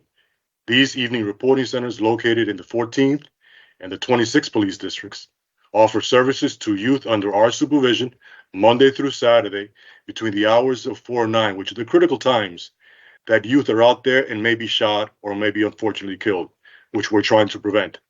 Youth who are court ordered to attend these programs are offered life skills, violence prevention, group activities, and are provided nutritious meals while there. This program has been effective and has produced promising results thus far. Regarding intervention, juveniles on court order supervision who are at risk of being shot or may be perpetrators of gun violence are monitored by 2 of our specialized units, namely our juvenile enforcement team and our violence prevention teams. For youth who have gun-related charges, we have increased community and home visits from once a month to 4 times a month. We are using GPS monitoring as an alternative to secure detention. GPS is not only used as a safety enhancement to supervision, but also to place movement restrictions on youth to keep them away from neighborhoods where they may likely be shot or killed while at a rival group's neighborhood. We currently monitor between 280 and 300 youth on GPS. We are involved in the Group Intervention Project, or GVI, where we have identified 15 at-risk youth. Our family court judges are constantly reviewing cases, and based on safety of the youth, the charges, and other safety factors that the family might bring into us, they are determining if a youth's needs are best met at a residential care facility or in a community-based setting. And additionally, as to engagement, we have connected youth to positive physical activities through Sports for Juvenile Justice, which is a network of 4 providers that include or introduces young people to non-traditional sports such as golf, tennis, martial arts, and softball. 70 of our youth participated in these programs last year. We have just started our summer work campaign to enroll as many youth as possible to summer employment opportunities offered through PYN. We need, however, job opportunities that are career-oriented for our older population who have graduated high school. With our new probation community relations unit, along with our system partners, we have been involved in multiple community events to offer resources and engage youth and community members. In fact, we just had one last week, I believe April 6th, at the Stenton Parks Rec Center. There were about 40 partners that were there. They were offering resources and they were doing food giveaways, which was a great event for our community. But although community-based agencies and outreach events certainly are a great resources to reduce violence, the number of guns flooding our street is still overwhelmingly high. And what is most troublesome is that our youth can access these weapons relatively easy. 89 youth have been arrested and charged on gun-related charges since the beginning of this year. Moreover, the use of social media by our youth has certainly not helped to decrease gun violence and gun-related incidents. Negative peer influences have not helped. Our older individuals who use our young people to commit other crimes has certainly not helped. And during the pandemic, closure of many agencies across the city that provided an outlet for our young people also did not help. Despite significant reductions in the number of youth being supervised under probation supervision, we recognize that we can do better, and there is still a lot of work to be done with our young people entering the system, including a more symbiotic relationship with the school district. The Pennsylvania Juvenile Court Judges Commission tracks and evaluates county recidivism rates 2 years after a case has been closed. It's on the website. In the last report, the commission indicated that Philadelphia's rates in 2016, 17, 18, and 2019 dropped from 20% to 16% to 13% to 12% respectively. To place in perspective the precipitous drop in population entering our juvenile justice system, 4,057 petitions filed in 2012, and as of last year, 1,730. But we need to stay focused on prevention. We have open lines of communication with the school district and are working with school principals and the safety office by sharing information regarding adjudicated youth on our supervision. Many of these conversations I've had with Chief Kevin Bethel. And I know that, for instance, one of the things that we're doing is we're having our officers involved in some of the meetings that are occurring with the school district and that the school principals are having with regard to kids that are actually creating challenges within the school, and how is it that we can intervene. But we can only intervene with kids that have been adjudged delinquent and are placed on supervision because that is our jurisdiction. We can certainly provide services, for instance, preventive work that the court offers, and other services that the court offers as well, but we can only intervene if a specific, for instance, we get calls all the time from principals saying, hey, we have a kid, Johnny, he's creating havoc, he's fighting a lot, he's assaulting kids, what can you do? If a kid is not, for instance, on GPS, or if a youth is not on supervision, or if a youth is not consent decree, deferred education, interim probation, or any of the other programs that there are court-ordered programs, unfortunately, we cannot intervene. However, we do understand and recognize that many of the population that the school district serves is the same population that will come to us. So what is it that we can do? That is why I preface my comments by saying we need a more symbiotic relationship with the school district. One of the things that we are doing is that we are involved in one of their initiatives. In fact, it's the one that's called the Youth Violence. I think Chief Kevin Bethel actually alluded to it, which is being piloted at Bartram High School.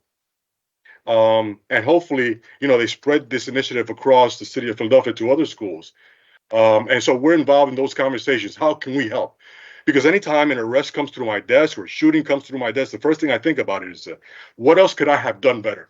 Because I have to be held accountable. I have a responsibility to the kids and families of Philadelphia who are actually on our supervision, and I can do something to prevent them from getting shot or killed. Many of the parents, I get calls from parents saying, what can you do? What can you do to prevent my kid is involved with these other groups or other facets in Philadelphia that are actually pulling my kid in, into this type of crime, delinquency, and criminality. The first thing I do is take a look to see if the young person has a record. If the young person has a record, does not have a record, unfortunately, there's nothing I can do except refer the young person to DHS or refer the young person to DHS or excuse me, the school district or any other entity that might offer those type of preventive services. And we have some in the court. If a young person does have a record, you can believe that I will do everything possible to keep that young person safe. Because one thing I keep telling people is that I'm in the business now of saving lives. Saving lives, because a young person might call us, or a parent might say, my kid is going to get shot and killed. What can you do? Right? Sometimes the option is I have to either hold the child in custody based upon a hearing that testimony that happens in court, and that my officers provide that testimony to the judge saying the parent is asking for us to do something, intervene. What is it that we can do? And then we offer solutions. We offer interventions. First, we offer the community-based, because the Juvenile Act requires us to always look at the least restricted option. And then we look at, of course, any secure detention. So the last thing I want to just mention is with respect to enforcement. The Juvenile Probation Department is providing information to the FBI Carjacking Task Force and have offered our assistance to the newly created carjacking unit that the district attorney has just created. So we're working hand in hand. We do warrant and probation searches in conjunction with the police, the sheriff's department, the AG's office, and our other law enforcement partners, which I thank them for. The probation searches are based upon reasonable suspicion that the youth under our supervision, only under supervision, are in possession of weapons or narcotics. And let me just say that during 2022, through probation searches and based upon social media and other sites that we investigate and warrant operations, we were able to retrieve 26 illegal firearms from our young people.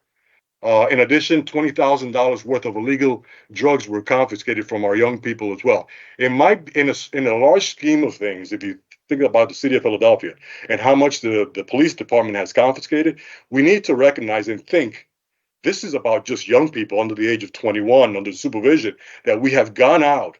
And because we've on social media or any other sources, sometimes we get a parent saying, hey, listen, Johnny may have a weapon in his room.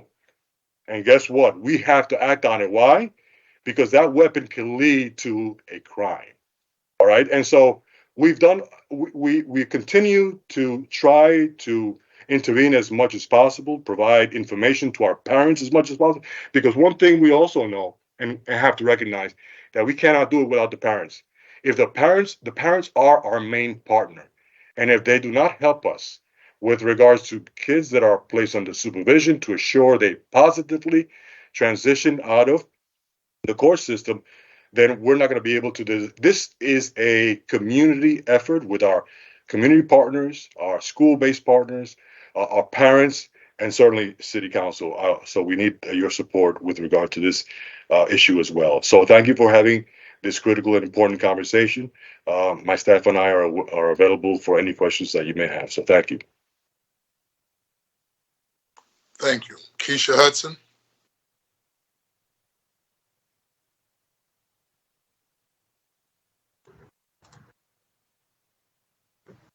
Good afternoon, Council.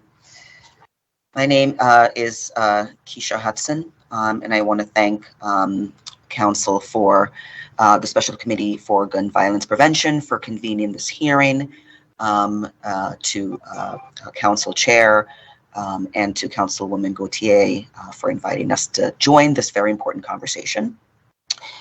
First, I think we need to frame this serious and complex problem. Involvement in gun violence is more than a product of individual choices. This is not a problem we can solve through incarceration or prosecution. In fact, increased reliance on these tactics will only contribute to the conditions that lead to increased violence. In our experience, 3 factors make communities here in Philadelphia and throughout the United States more vulnerable to community violence. And these 3 factors are: 1, a long history of racial and socioeconomic segregation and disinvestment, where residents perceive real threats to their personal safety, and 3, but cannot access resources or leverage relationships to change the conditions they experience. There are additional factors that contribute to individuals living within these communities to becoming even more likely to participate in or be the victim of violence. They include a disruption of the family unit, economic and housing instability, and school disengagement. These circumstances impact children most acutely and have long-term consequences for them as individuals and members of the larger society. They also are the cause and consequence of entanglement in our dependency, delinquency, and criminal legal systems.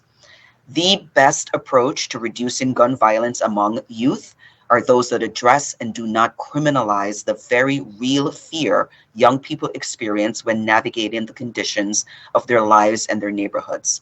I am very encouraged that Philly was invited to participate today, and they provided what I think is the most powerful and impactful testimony. Again, they are carrying guns because they are not safe and they don't perceive themselves to be safe. They have been the victims of crime and or have close friends who are the victims of crime. The conditions that our youth live in is the reason that they are carrying weapons. So we have to challenge the assumption that increasing the number of arrests or adjudications or convictions or adding more youth, putting them on GPS for illegal gun possession is going to improve public safety. It is not. In Philadelphia, enforcement of non-violent firearm laws is directed almost exclusively at communities of color, and in recent years, young men under the age of 25. Yet, despite the exponential increases in arrests and prosecution for unlawful possession of firearms, gun violence persists at high levels. This tracks with a recent Loyola University study that found people arrested for and convicted of non-violent possessory firearms are not those contributing to community violence. Last year, unlawful possession of firearm was the lead charge in 21% of our delinquency cases. For almost half of the 127 people facing these charges, this allegation represented their only arrest last year. And of those, 37 of the 127 had no previous contacts with the delinquency system at all. All but 3 of the 127 young people lived in areas most impacted by gun violence. Even with no prior delinquency contact, children facing firearm offenses face harsh consequences, which can have lifelong consequences for youth and their families. The Defender Association recommends creating opportunities to divert young people charged with possessory firearm offenses away from the juvenile justice system. Programs that divert nonviolent possessory offenses away from traditional system solutions have shown that we can safely address nonviolent possessory offenses. We can do this without subjecting our youth to detention, adjudication, and out-of-home placements that deepen system entanglement and destabilize families and communities. Outcomes in Minneapolis and Brooklyn lead the Giffords Law Center recommend that jurisdictions partner with community-based efforts to divert some of the individuals facing these types of charges. And we believe these programs are particularly well suited for youth. We recommend investments in programs that provide or connect families to trauma treatment for children residing in communities with high rates of violence and those who have witnessed or experienced violence themselves. Our office has started to take a closer look at our clients' needs so we can better anticipate how their potential prior exposure to violence or trauma may impact our representation and signal a greater need for social support. We began by looking at prior involvement with the dependency system and then also mapped the communities where our clients facing delinquency charges reside. And what we discovered in our data is that the primary driver of our office's budget request to invest in our social services and child advocacy units. And I'm going to read through this very slowly. It's data, but we have submitted our detailed written testimony that has this data in detail. 25% of the youth we represented last year in delinquency cases had a prior active case in dependency court. 25% had a prior active case in dependency court in Philadelphia. 1 in 5 of our adult Black male clients who were arrested more than once last year have a history of involvement with our dependency system as a child. Only 9 young people who we represented in delinquency cases last year lived in a census tract where no reported shootings took place. Only 9. More than 3/4 of the 602 youth who faced delinquency charges last year resided in one of the areas defined as most impacted or impacted by gun violence. More than 3/4 of the 602 Philadelphia youth. 44% of our youthful arrestees lived in one of the most impacted areas. 32% of our youthful arrestees live in one of the impacted areas. For our young clients who reside in the neighborhoods most impacted by gun violence, many reside within feet of multiple shootings. And when we took a closer look at our youthful clients charged with possessory firearm offenses, we noticed our clients in the Strawberry Mansion neighborhood of the city, for example, live an average of within 750 feet of 5 shootings per year. One child lived within 750 feet of 13 shootings last year. In parts of West Philadelphia, our clients on average live 750 feet from 4 shootings last year, with at least one child living within 750 feet of 10 shootings. In short, our youth are suffering. Their life experiences are driving their entanglement with our dependency and delinquency systems. And until we begin to address the community level factors and the trauma, grief, fear, and conditions that reflect the poverty of some of those most vulnerable citizens face, we can expect this epidemic of violence to get worse before it gets better. Our representation of children involved in dependency and delinquency systems and adults involved in the criminal legal system puts us in a unique position to provide a continuum of care for those with the highest need. With the right investment, particularly in our social services and in our child advocacy unit, we can serve as a one-stop shop for clients and help to stem the tide of violence. Thank you again for inviting the Defender Association to testify and for considering the ideas we've presented today. Again, we did submit a long-form written testimony that has the data, that has the maps of the areas that we've discussed, and I'm open for any questions that council may have. Thank you very much. Ms. Bianca from the First Judicial District. Hi, I'm Bianca Van Hedorn. I'm not from the First Judicial District. No, it's okay. I'm the executive. Go ahead. No worries.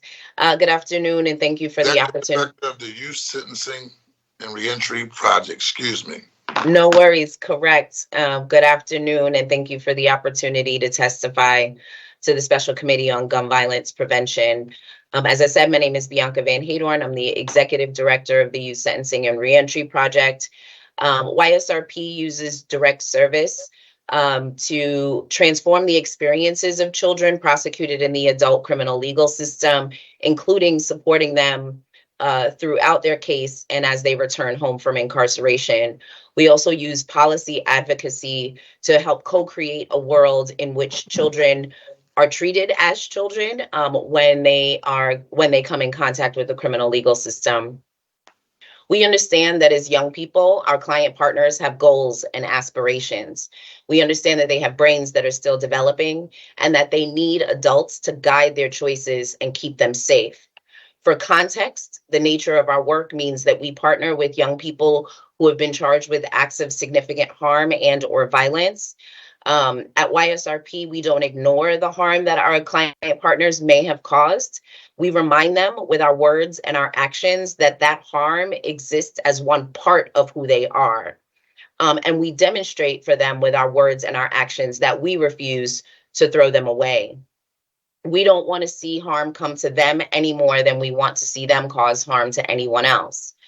We concentrate on what young people need to heal which is a question that's all too rare for young people in general, but especially for Black and Brown youth.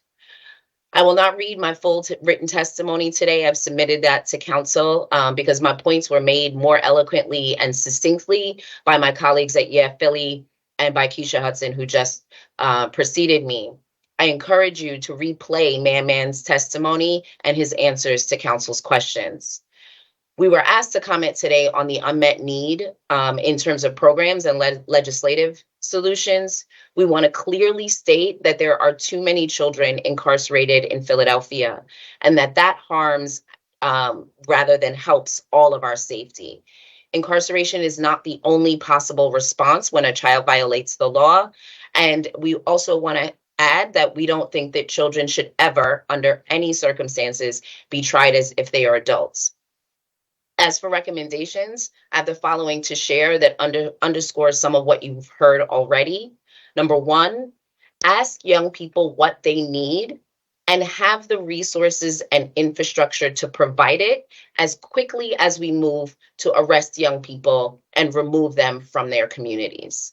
Number two, pause and deeply investigate any programs, policies, or practices that emphasize surveillance and control over responding directly to what young people need.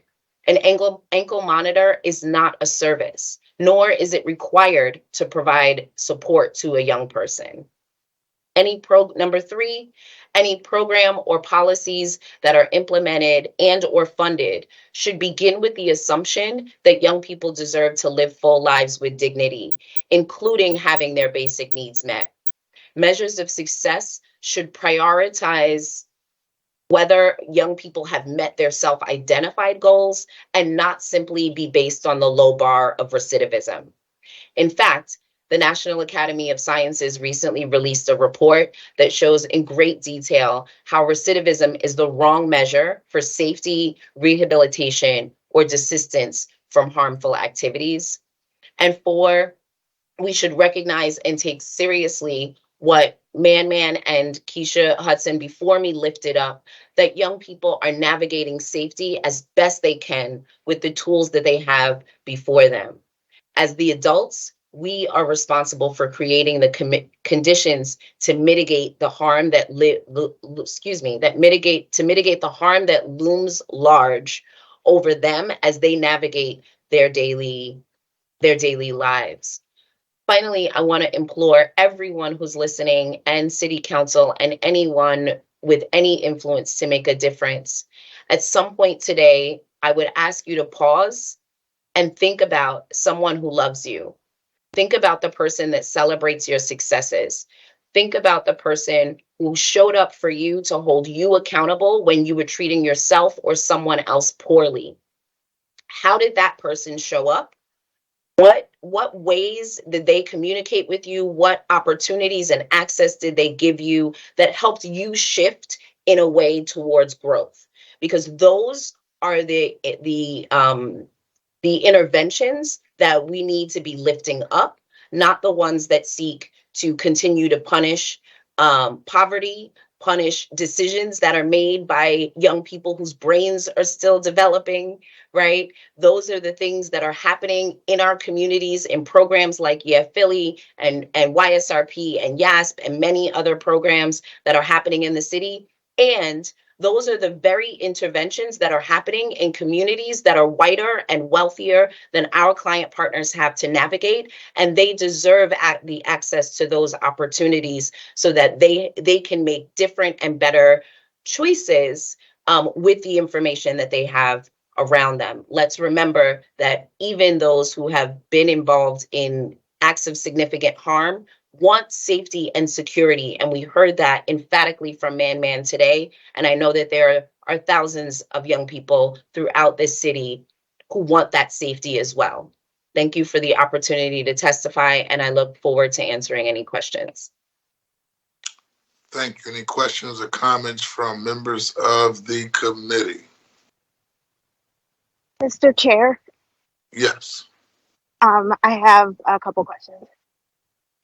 Councilman Jamie Gaudier. I don't have a lot of questions for Keisha or Bianca because they were just so thorough in their testimony and in their recommendations. And I do want to thank you all, not only for the work that you do on behalf of young people on a daily basis, but for your passionate advocacy and lifting up the experiences of young people to make policy and systems changes. I did have one question for Bianca. I wanted to know, since you don't think that recidivism is the right sort of measure, I wanted to hear you talk about what is the right measure. And then I have a question for Bob Listenby, if he's still on. Um, I do have to ask about his testimony on recidivism because that is a measure that we use heavily now. And I think I heard him say that the recidivism rate that he's seeing in his work at DAO is 57%. So I wanted Bob to talk about any insights he has on how to bring that down effectively through better intervention. Sure, I'm happy to go first. It helps to talk about why recidivism is a poor measure before talking about what the right measure is. And so what we've known for a long time, and that it helps to have validated research to support, is when we're looking at recidivism, number one, a lot of people define it differently. So even when we're looking at it as a measure, we're not always talking about the same things. Some people talk about rearrest as recidivism, reconviction, reincarceration. So we're not always measuring apples to apples. Secondly, even if you think about those measures, that doesn't tell you very much about the health and safety and security of a person's life. It tells you, did the person go back to jail, right? What we know about communities that young people come from is that they are over-policed, they are over-surveilled. So it's more likely that a young person is going to come in contact with a police officer just walking outside of their door. It says nothing about whether they're actually engaged in criminal activity.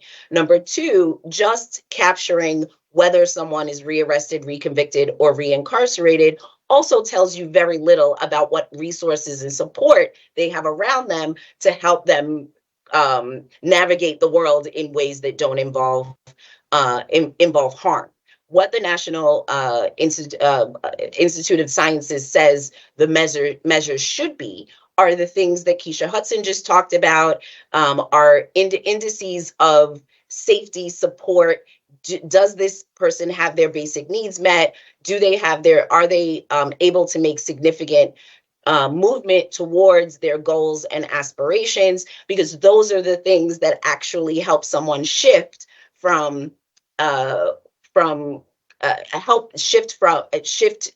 desistance, into desistance. If I am married, I'm less likely to. There are a whole host of indicators of success when we are looking at a young person that has yet to be involved in the criminal legal system. We're not celebrating the fact that they didn't go. We're celebrating the fact that they have close ties to their family, that they're engaged in school, that they have a safe place to live, right? And what we've learned at YSRP is that that's the way we just do things. We ask young people, what are your goals? And we are holding them accountable to making meaningful steps towards those goals and offering the support and resources they need to be able to achieve them. And when we are focused on doing something, when I'm focused on the next thing that I need to do for work or the steps I need to take to buy a house, I'm less focused. And this is going to be a very simple example. So I don't mean to trivialize what we're talking about here, but when I'm focused on those things, I'm less focused on scrolling through YouTube for meaningless videos, right? If I am focused on the things that are going to move my life forward, I am less focused on the things that are going to hold me back. So if we are talking to young people about what they need and what resources we need to wrap around them to make it more likely that they will engage in the things that will help them desist from crime, recidivism takes care of itself. we are putting the emphasis on the wrong syllable here, right? If we're looking at just how do we keep kids out, it's more control and less actually responding from a youth development perspective. And I just want to chime in really quickly. I'm not telling anyone in council what they don't already know, that there is so much power in the attorney-client confidentiality, right? Our clients know that they can talk to us about anything, including things they will not tell their mother or their father or their pastor. They're going to talk to our advocates, and we can have our clients sometimes for a year or two, our adult clients sometimes for 3 years, as their case winds the way through the criminal justice system. And the reason I use the words continuum of care is that we need to be brought into these conversations as we are today, but also what are our recommendations and what are our solutions. And just an additional point on dependency, Philadelphia leads the nation in the number of Black and brown kids who are removed from their families and placed in the dependency or the foster care system. That is a statistic that is disturbing. It's alarming. And as I said before, when I said the top three, that disruption of the family unit is a driver. And we have to go all the way back to look at what are we doing to families? How are we best serving our youth and keeping them with their families and giving the families support at the earliest possible point. To listen, B? Yes, Councilmember Gaudier asked me about the recidivism number. It is not a number that we came up with at the DA's office. We did, with funding from a foundation, hire eConsult Solutions Incorporated, and that is the number they came up with based upon research. We helped provide data from the district attorney's office, and they went back again from the years 2016 to 6/30/22. The recidivism rate was 57% of youth arrested. And then for where there were 2 or more arrests, the rearrest rate jumped to 81%. I do not believe that recidivism should be the primary criteria used either. However, because we are prosecutors in this criminal justice system, it is one of the indicia used to measure whether or not the system is successful. Overall, if you have a 57 or 81% recidivism rate, you are not being successful at rehabilitating young people. You're not. I am a parent of 5 children. The thing that I look at for my kids is whether or not they have jobs, good education, are they getting married? What kinds of things are they doing that are socially acceptable and socially desirable? So I think this is an opportune moment for City Council and other interested parties to define what Philadelphia's criteria for outcomes and success should be. City Council can dictate that to the criminal justice system. As a prosecutor, I cannot. I can only measure what is happening or ask private consultants to measure what is and try and push forward ideas that make good sense. My first recommendation to City Council was that you should have youth at the table. They should be involved in decision making. They should be involved in the implementation of decisions. They should be involved in follow-up and in the assessment of outcomes, because I think youth have a pretty good idea of the kinds of things that they want to look at. That is what I believe. So I'm really not far away from others who think that this is not the best way to go about it. But also, as a prosecutor, I'm telling City Council what we have and what's going on in the system. And when I look at these numbers and know that 81% of the youth are African American, 14% are Latinx, and the remaining 6% are other, I know that, and I look at the poverty rates, I can tell you exactly where these kids were arrested. They are in the poverty areas of the city. So we need to do something about it. But that's something that City Council has to decide it wants to do. As a prosecutor, I need to make sure that you have adequate information based upon data that we've been able to collect from our new case management system and data that's being collected by others throughout the city. So that is my answer for Councilmember Gaudier. Thank you so much to all of you. Thanks, Mr. Chair. Thank you very much. Any other questions from members of the committee? Mr. Listenby, can I get a copy of that econ report? Report? Yes, sir. It's in draft form now, but we can provide it to you in draft form. It will be finished and released at the end of May, but give you whatever you request. Awesome. Well, I thank all of you for your participation in this hearing. called by Councilman Jamie Cartier. This is an issue that's very near and dear to my heart. Bianca, you got me thinking about, how I have become the first African-American council person representing the 2nd Councilmanic District, former state representative of the 186th Legislative District, graduate from the University of Pennsylvania, Fellowship of Government, where I got my master's degree in government administration, public finance, undergraduate degree from Mansfield University in criminal justice with a dual minors of philosophy and sociology. However, got my first gun charge at the age of 16, right?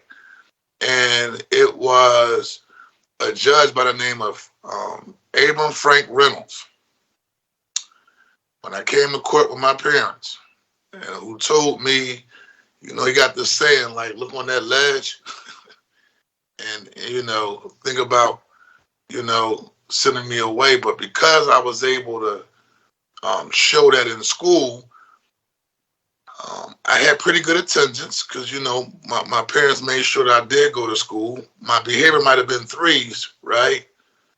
But she put me on probation, and then that probation officer stayed on top of me. You hear that, Castro Jimenez? And would pop up on the corner, 18th and Dickinson, when I would hang outside with my friends, right? And then I met a guy by the name of Hardy Williams, who was a former state senator, former state representative while I was at the University of Pennsylvania. And I still had one foot in the street and one foot at Penn, and asked me what I wanted to do with my life. I had another guy who was a state representative who had me participating at the Christian Street YMCA on their board as a young man. And so for me, it was mentorship, right? It was people wrapping their arms around me and believing in me and really helped me kind of navigate through. This is the early 90s. So that the homicide rate we all know was already 500 in the early 90s, right? No different than what we're seeing right now. But part of this, at least for me as a young man that kind of actually navigated through this process, was having other people kind of wrap their arms around me and kind of invest in me early on, right? And hopefully through this conversation that we're having, and I thank you also, Bianca, for pushing this conversation to another level of regarding what is recidivism, right? Because a lot of times, yes, we look at it from a bureaucratic standpoint. As long as they don't come back into the system, that means you must be doing a good job, right? But you don't know the other half to that story, why that person isn't coming inside the system. They could not be inside the system, but still facing various challenges of life. And so I thank all of you for your hard work and your dedication. And Keisha, thank you for stepping up always to the plate and making sure that juveniles is an intricate part of the work that the public defender's office is doing. And also, even as a young man fresh out of college, Mr. Listerby, I was a part of the youth aid panel and was able to use my experience growing up and what I've learned to help me change my life with other young men who I still have interaction with today through that particular initiative to help them stay on the right path, really giving them a second chance. And so I thank all the work that all of you are doing. Keep up the good work. Obviously, this won't be the last time you'll hear from this committee as we wrap our arms around and addressing what I believe is the number one issue here in the city of Philadelphia, and that's gun violence, and particularly amongst our young people. So thank you very much. Any other questions or comments of members of the committee? John, sorry. Go ahead, Councilwoman Jamie Gaudier. I just wanted to thank everybody who testified. For me, this was extremely valuable in uncovering the things that we need to work on and things that we need to improve as a city. And no, one of those solutions was more important than having young people actually involved in the policy making and in the decision making to ensure that what we're doing actually works for them. So thanks so much for everyone for your hard work every day, for participating today. And thank you, Mr. Chair, for running the hearing and for what you do every day. And thank you, Councilman Jamie Gaudier, for keeping your finger on the pulse and making sure that our young people are safe. But most importantly, that we're not just taking a solely the traditional law enforcement approach, the punitive approach, but beginning investing in our young people. And I always have to remind people and Jamie, you say this as well on a regular, that this has been a result of years and years of disinvestment and a lack of investment on the front end in terms of how we support our young people. And over the last few years, I've seen a paradigm shift here in the city of Philadelphia as it relates to, at least from the members of this body of council, how we begin to invest in the areas of prevention, how we begin to invest in the areas of intervention, and most importantly, begin to challenge the status quo on how we step up to the plate and support our young people. This is the hard work. It's easy to just say, let's just lock them up. Because that young person you lock up and you send away to juvenile, they come back. Okay. 5, 10 years. I know, again, as I'm an elected official, but I'm very, very still close to my neighborhood. I'm an elected official in the neighborhood in which I grew up. I'm an elected official in the neighborhood in which I changed my life. So I still have relationships with individuals, some that's doing great, some that are in challenging situations. But this is the hard work, because there are no throwaway children at the end of the day, at least how I view things, because no one looked at me and said, you know what, we don't want to support this young man. Let him go ahead and stand on the corner and continue to do the things that he's doing. And that's coming from a household with a support system, some challenges as well. But for the most part, morals and values was there, but sometimes we do what we want to do because that environment. I always tell parents this, particularly moms as well, right? That we got to hold on to their boys, because the streets will take a young man and will not return him. And that's why it takes our work so different. It takes a lot of hard work in terms of the work that we're doing. And so I'm going to wrap up on that. Thank you very much. And now we're going to call up individuals for public comment.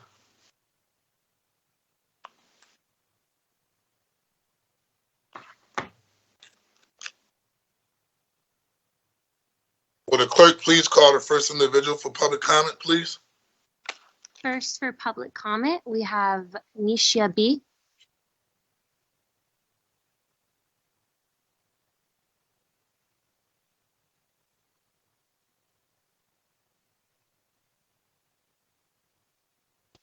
Would council support be able to connect us?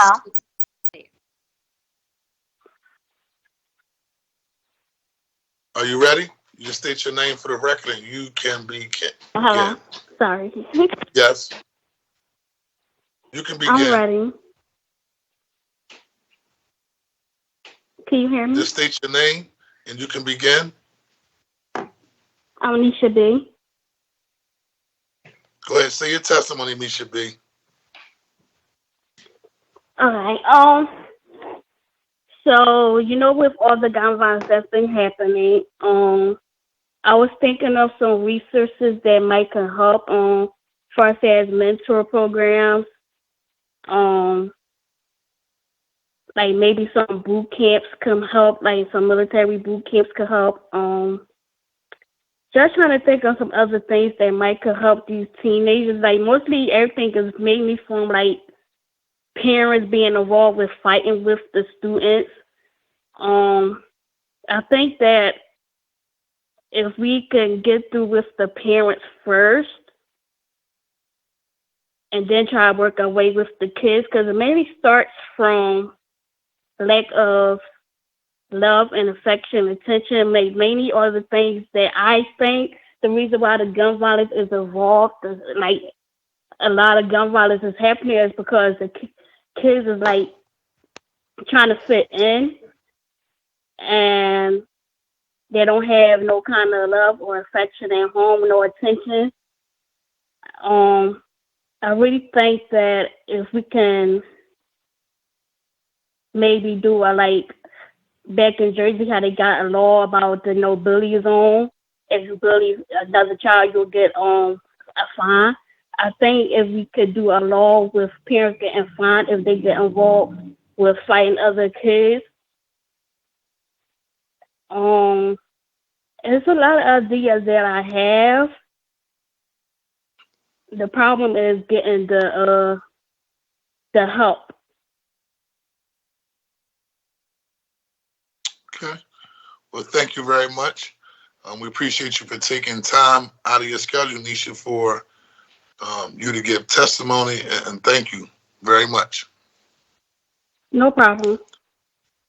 All right, have a good day. Same to you. Will the clerk please call the next person for public testimony? There are no other individuals for public comment today, Mr. Chair. There being no further questions from members of this committee and no other witnesses to testify, I will ask, is there anyone else to present in this hearing whose name has not been called, or anyone who is wishing to provide testimony? Hearing none, I want to thank all the panel witnesses for their participation today. We value your opinions. With that being said, this concludes the special committee on gun violence.